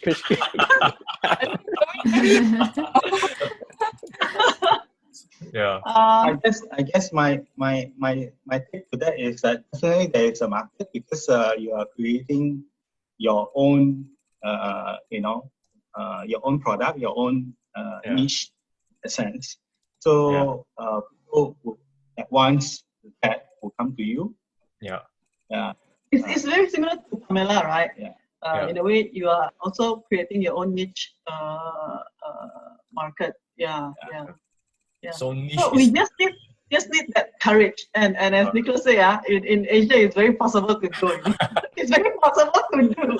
Okay. And a lot of hard work, I guess. Yeah. Okay. Oh yeah, Davina, what do you want to ask? I want to ask about the marketing strategy actually, because I know there's a lot of furniture artisan also in Bali that they're doing kind of like the same thing, but how and you have all this research background and deep material exploration on all these things and the sustainability, and you have the social. Do you also use that as your marketing strategy, or Actually, to be honest, we never advertise, or we never do marketing. In the first, I think at least in the first 3 years, 2-3 years, we were just working, 2 of us, right? So Yeah. we don't have the means and the resources to actually think about marketing. Yeah. At that time when we started, basically is based on the fact that we have friends in Singapore and Malaysia and many in Singapore and Malaysia at the time when we start, who knows that we are back in Bali and that we can do things with materials, with different techniques. And then they actually start to approach us and say, hey, can you do something like this? Or, oh, can you actually source for me? Even, yeah, so we also did some sourcing as well at the beginning for certain things. And then it kind of like go with of mouth. So I think yeah, it's actually very interesting to find you guys here, because to be honest, like I'm an Indonesian, but I haven't heard about couscous until now. But I'm really inspired. But what are you guys doing? And I think it's very interesting. And I think you guys should be more go in public and let people know. Even like yeah, yeah. You should share. You should share. You know, like, Yes, yes. We You tweet. should appear more in Jakarta, perhaps. Oh yeah. Yeah. Okay. Ben, you want to ask something, right? Yeah. Hello. Okay. I think what I want to ask is a little bit ignorant because I haven't been to Bali myself. But I want to ask, like, why has Bali become like a location for pilgrimage among artists? Like, is it because of the labor available there, or because I've seen Because the foreigner, I think. I come across a lot of people who actually It's a place of tourists. I come across people. Sorry. I think the question first, maybe. Oh yeah, so I was gonna ask, like, why has Bali become a location for pilgrimage among artists? Because I come across people who actually like uproot themselves, took sabbatical leaves, quit their jobs to actually settle in Bali. So maybe can you just like talk about the cost of living and how do they normally achieve financial stability there? Okay, good question. In terms of living expenses, right? In terms of living expenses, Bali is not the cheapest in Indonesia. It's I think it's the second or third most expensive. You know, first is Jakarta, and then there's Surabaya, and then possibly is Bali. So in terms of pilgrimage and artists, there's a lot more, or there's many more in, for example, Jogja, where you'll find you can actually sustain a living maybe at a fraction of the cost if you like compared to Bali. But I think Bali has a very unique culture, and the openness of the people and the closeness to the nature, you know. Bali is, I think, 1/5 of Singapore. Is it 1/5 of? No. Bali is 5 times more than Singapore, but it's still relatively small. So you can actually go to the beach on the weekend or go up to the mountainous region in 3 hours time. You know, it's so I think combining the fact that it's the people, it's the culture, it's the nature. There's a lot of inspiration. Yeah, Right. so I think for creative people that is a draw. For us too. Yeah, I mean, when we first came to Bali, right, we love to visit all the different resorts because those are really amazing work done by amazing architects and designers, like on tropical architecture, you know, and it's like from Kerry Hill to exactly to Jervi Bawa. So many amazing architects and designers. Yeah. And then I would also like to ask, how is the creative industry in Bali like? Like, is there a community, and how does the dynamic work among different artists that are based there? If you're saying about the commercial creative works, like people making ceramics or people who are like us, like a workshop making things and other things. We work quite separately, but when there's a right project to come along, we actually collaborate with different parties. Artist-wise is very dynamic, but I think everyone kind of know everyone else. Yeah, it's kind of like a big village. I see. I also want to ask, has your gallery hosted residencies for artists before? If not, do you have any plans to do so in future? Yes, we have. So one of our gallery program is a residency program. Actually we have an upcoming residency with a designer from France this coming November, if he can come. So the plan is for him to come to Bali for 1 month and then host him and introduce him to the local culture and people and craft and materials. And then at the end of the residency, coming up with a collection that will then be exhibited. Yeah. And hopefully we can bring the exhibition out to France also next year. That's the plan now. So let's see. Let's see. Yeah. Thank you. Yeah, thank you. Awesome, thank you. I think Casey has something to ask, is it? The backstory of the chocolate truffle driftwood. Let's see. Yeah. Yeah. Because I find that story is very intriguing. The story behind the driftwood chocolate tray for Mandapa, I think. Yeah, like the story behind it and the collaboration between the chef, the experience between the chef and how this piece come by, the inspiration and the story. Right? So this chef is an executive chef at the Mandapa, but before that, he was also like a shoe chef or one of the executive chefs in Bulgari, Bali. He is half French and half Italy, so very creative in terms of, and very refined in terms of the way he wants to present his food. But he's got a very good sense of aesthetic. And so when he moved to Mandapa, because it's very rustic, the place is very rustic by the river, good overlooking paddy fields. And his specialty restaurant is actually built out of or constructed out of bamboo.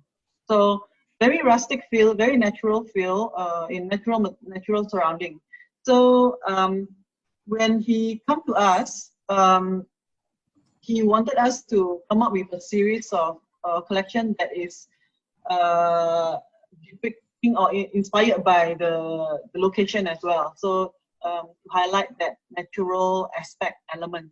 And so when we designed that, or when we were thinking about that, we were thinking more of something that is more sculptural, that can be presented on the table and enhance the experience of the dinner or the meal itself.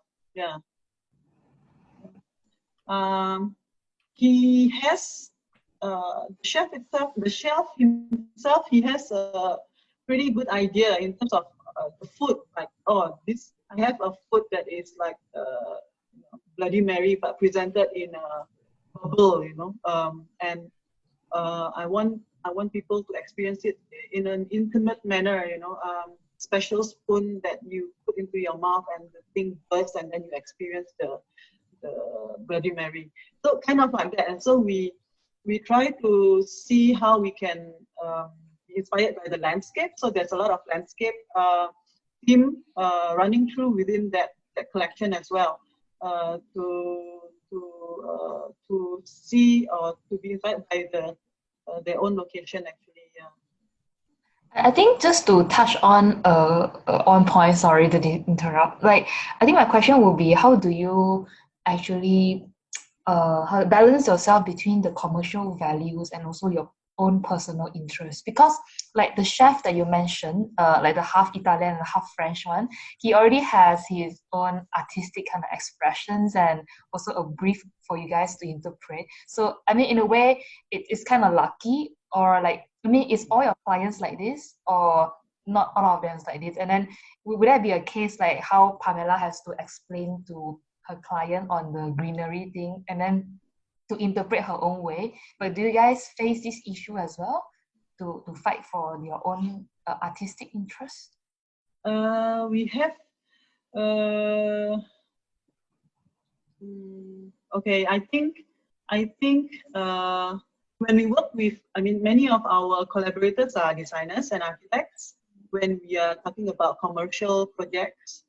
And when we work with architects and designers, usually they already have something in mind, right? So they give us a brief, basically, and then we will come back with a proposal or something to, like, in terms of aesthetic-wise or material-wise or color palette-wise and stuff like that. So in that case, we are actually functioning more of like a problem solver, yeah, I would say. And that goes for most of our commercial or hospitality projects. And how to actually bring out the design further, basically, to enhance the design concept, intent also, and to realize it, how we can materialize it so that it fits the initial idea or the concept. I see. Yeah. So once in a while, we will have like a chef or a homeowner or an artist or a designer who wants to be. Yes. And so that's when we play. That's when we play more. As in, like, you don't directly deal with the client also, like you deal with the designer, they kind of help you defend one round already. Yeah. Okay. Any more questions from the panel? Panel? Audience. I have a question. June, I have a question though. Yeah, can I ask? Thanks for the talk. I missed the first part of it, but it was really insightful. Thanks for sharing. Just a question. I'm just curious whether carpentry or woodworking is like a big thing in Bali. Like, do young people in Bali or in Indonesia in general come to Bali to do this as a career path? Like, because in Malaysia, really. Like, you either inherit it from your grandfather or your father. You don't just pick up carpentry. It's very rare. I mean, there are carpenters out there who live in the city, but it's very rare that that's your first kind of choice as a career path, to be a carpenter. Not a designer, but a carpenter. So is that the same in Bali? I was just wondering. No, not really. So as you say, right? I think carpentry or woodworking is not like a natural choice for people. Although in Bali, if you are born in the village where everyone carves wood, you will have some sort of education, from your father or from your grandfather or from your uncles about how to do it, and because everyone do the things from their home, so it's like a home workshop most of the time. So children will actually get to be exposed to the techniques from young. So when you are in that kind of environment, you will pick it up, like in somehow or sooner or later. But the thing is with Bali, 80% of people are, it's still very much depending on tourism. And so currently in our current context, most of young people aspire to be working in the hospitality industry. So when I say hospitality industry, it means that either working as a managerial level, executive level in hotels or cruise, or even like, of course, a guest relationship or marketing and stuff like that, but all related to tourism, because that's where the money is. That's right. Yeah. Which is hard work, right? Carpentry, I guess, to be working in the workshop. So most of your artisans are slightly older. They're not young artisans or carpenters. Yes. So there are many older masters. Younger ones also have, but probably not as many as the older generation. And actually, like right now, right, we have heard stories of people who have been stopped from work because there's no tourists at the moment in Bali after closing down for like more than a month. People go back to actually working at home. So they will, I've heard of stories of someone who is actually using off-cut woods and then turning them into, start working, and carving them into something and then selling them online and stuff like that. So, so maybe after this we will have more covers and more craftsmen. Yeah. Okay. Cool. Thank you. Thank you for your question. Thank you for your answer. Yes, I have Joanne have something relating to your education, which is something I also want to ask. Oh, okay. So I ask first. So wait, I'm finding my question. I forgot what I asked. Nicholas just asked lah. I think it really depends. It's on the educational part on Lagi Lagi. I guess you're asking how do you involve third parties to? Oh yeah. How do you involve third parties to support the initiative? Actually, right. Because this initiative is a social initiative, and it's something that is then coming from the sharing point of view, sharing like something to share about. We find that when we approach people to be part of the program, everyone actually welcome. So they want to share because they find that it's something that they can do to contribute. And it's actually also a fun thing, because it's done during, most of the time it's done during Saturday or Sunday, so it's a weekend. And then it's when they get to actually also explore different things that they want to explore with children, So far we have been blessed, I think, with many positive artists and creative people who love to collaborate. Yeah. Like also I see, because when you share the there's a leaflet of the poster on the Lagi Lagi, like those educational program. I see like there's like there are quite a few of the supporting parties supporting your program, like sponsors and like the collab. I mean not collab, like some, I think some institutional bodies, like local institutional bodies, and also companies that also supported your program. Like how do you get to them? Like because right now, well, it's much easier. Like when I can ask Pamela to collaborate, I can ask anyone to collaborate, but we still need like a funding to get this thing out there. I think. Like how do you like approach to these bodies? Funds, things like this. How do you approach them, or do they come to you like because you have certain degree of published work, and then they know like, oh, this designer, they are doing something with craft, and then maybe they know them from somewhere else, or maybe or somehow you have this idea of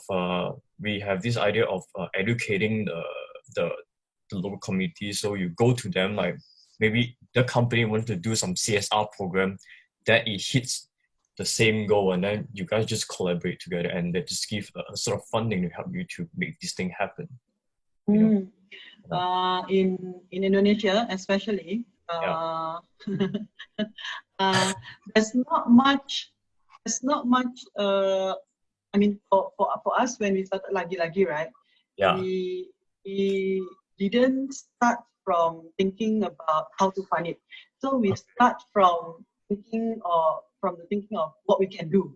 and how we can share, because we come to a point where in time where we felt that hey, we felt very blessed that we are in Bali, and because we are here, able to live much better life than our parents' generation, and that because of that we also are able to give or provide good education for our children. So it actually comes from there, and when we also think about the progression of lagi-lagi, it also comes from firstly wanting to utilize our off-cuts as well. So these off-cuts, right, is primarily sold for a profit that we can use to fund the program. So we want to be self-reliant in that sense. Of course, in the first 1, 2, 3 years, the sales of the utensils themselves is not sufficient to cover the cost of the program. Because we just started as well. In terms of the lagi-lagi, is still very baby. It's still baby, you know. So the Cush side, the parents, the parents company Cush has to put in money to fund this program. But it's something that we believe in, and we felt that if we do it consistently, and we embrace the arts and creative community, and they can feel it, you know, they can feel it when they share during the workshops with children, and then to see how their ideas can come to presentation, and we celebrate them in exhibitions and presentations. I think more people will get to know it, and then subsequently we can apply for fundings, and we can have friends who are willing to, or friends who come forward and say, okay, I want to support you, and things like that. Yeah, but I think at the beginning, right, we don't ask for anything from people. Did AirAsia approach you guys or for the hands-on sort of program, or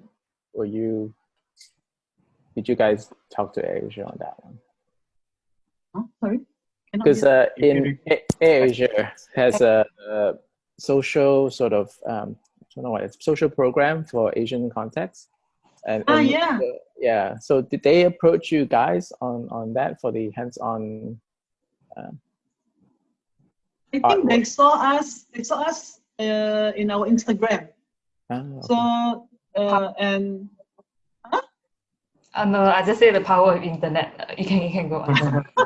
Yeah. So they saw us at lagi-lagi Instagram, and then they approach us and say hi, because I think they're also looking out for things, right?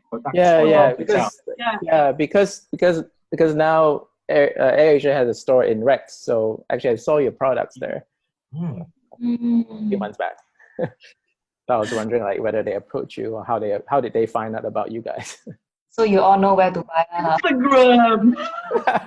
The internet, the hive mind. It's the internet. It's a charcoal there. I want to buy the charcoal. Not the charcoal. It was the hands-on program with the Jahid, and then the one that Ben did as well. I see. Yeah. You can go to AirAsia website to see it. Yeah.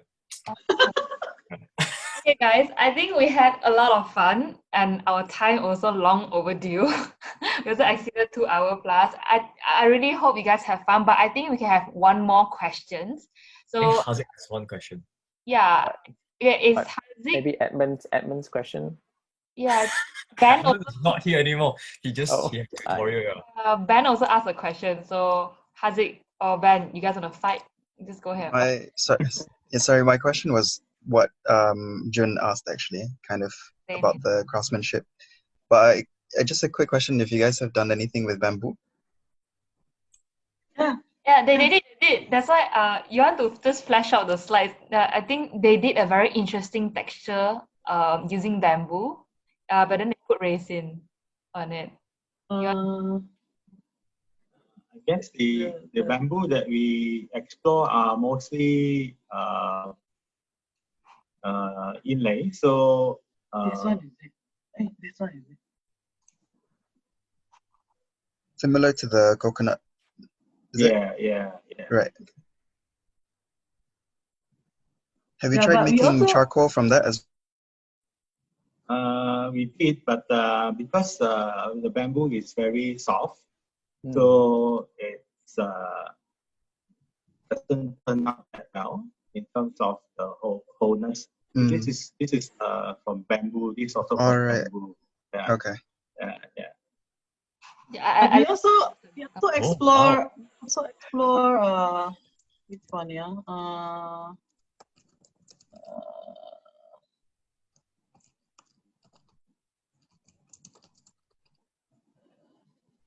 So that one just now was bamboo with mother of pearl. Also in this. bamboo. This is also Right, bamboo okay. that we weave. Yeah. Although you can also do it with rattan. Yeah, thought that was rattan. Cool. Yeah. You can also do it with rattan, but we also did it in bamboo at that time. Cool. Thank you. Thank you, everyone. That's a awkward thank you. All right. Yes. Ben, do you still want to ask your last question? If not, I'm gonna end it. I think it's a good closing question. Yeah, a good closing question. Let me just read Ben's questions out loud.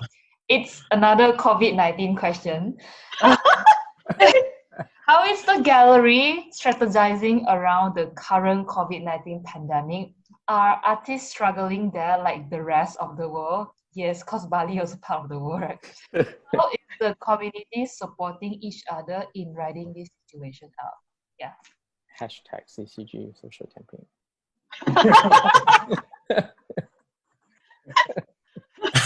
Yeah. COVID-19 Oh my impact you guys. god. Of course lah. I mean, I think the pandemic, right, has impacted not only artists but everyone. So artists definitely impacted because they cannot go now. They cannot have like exhibitions because physical distancing. You're not supposed to come out from your house. But I think being creative people, the community is quite supporting to each other. Like on Facebook, on Instagram, they are still very active, and in fact sharing the things that they are doing at the moment at home. There are different ways that people in Bali are supporting each other. Not only artists, but people in Bali generally are supporting each other. The community is very strong. Yeah. The community spirit is very strong. Yeah. So if you're hungry, right, you won't. I mean, if you're hungry, you will not die of hunger because people will feed you. You know, like.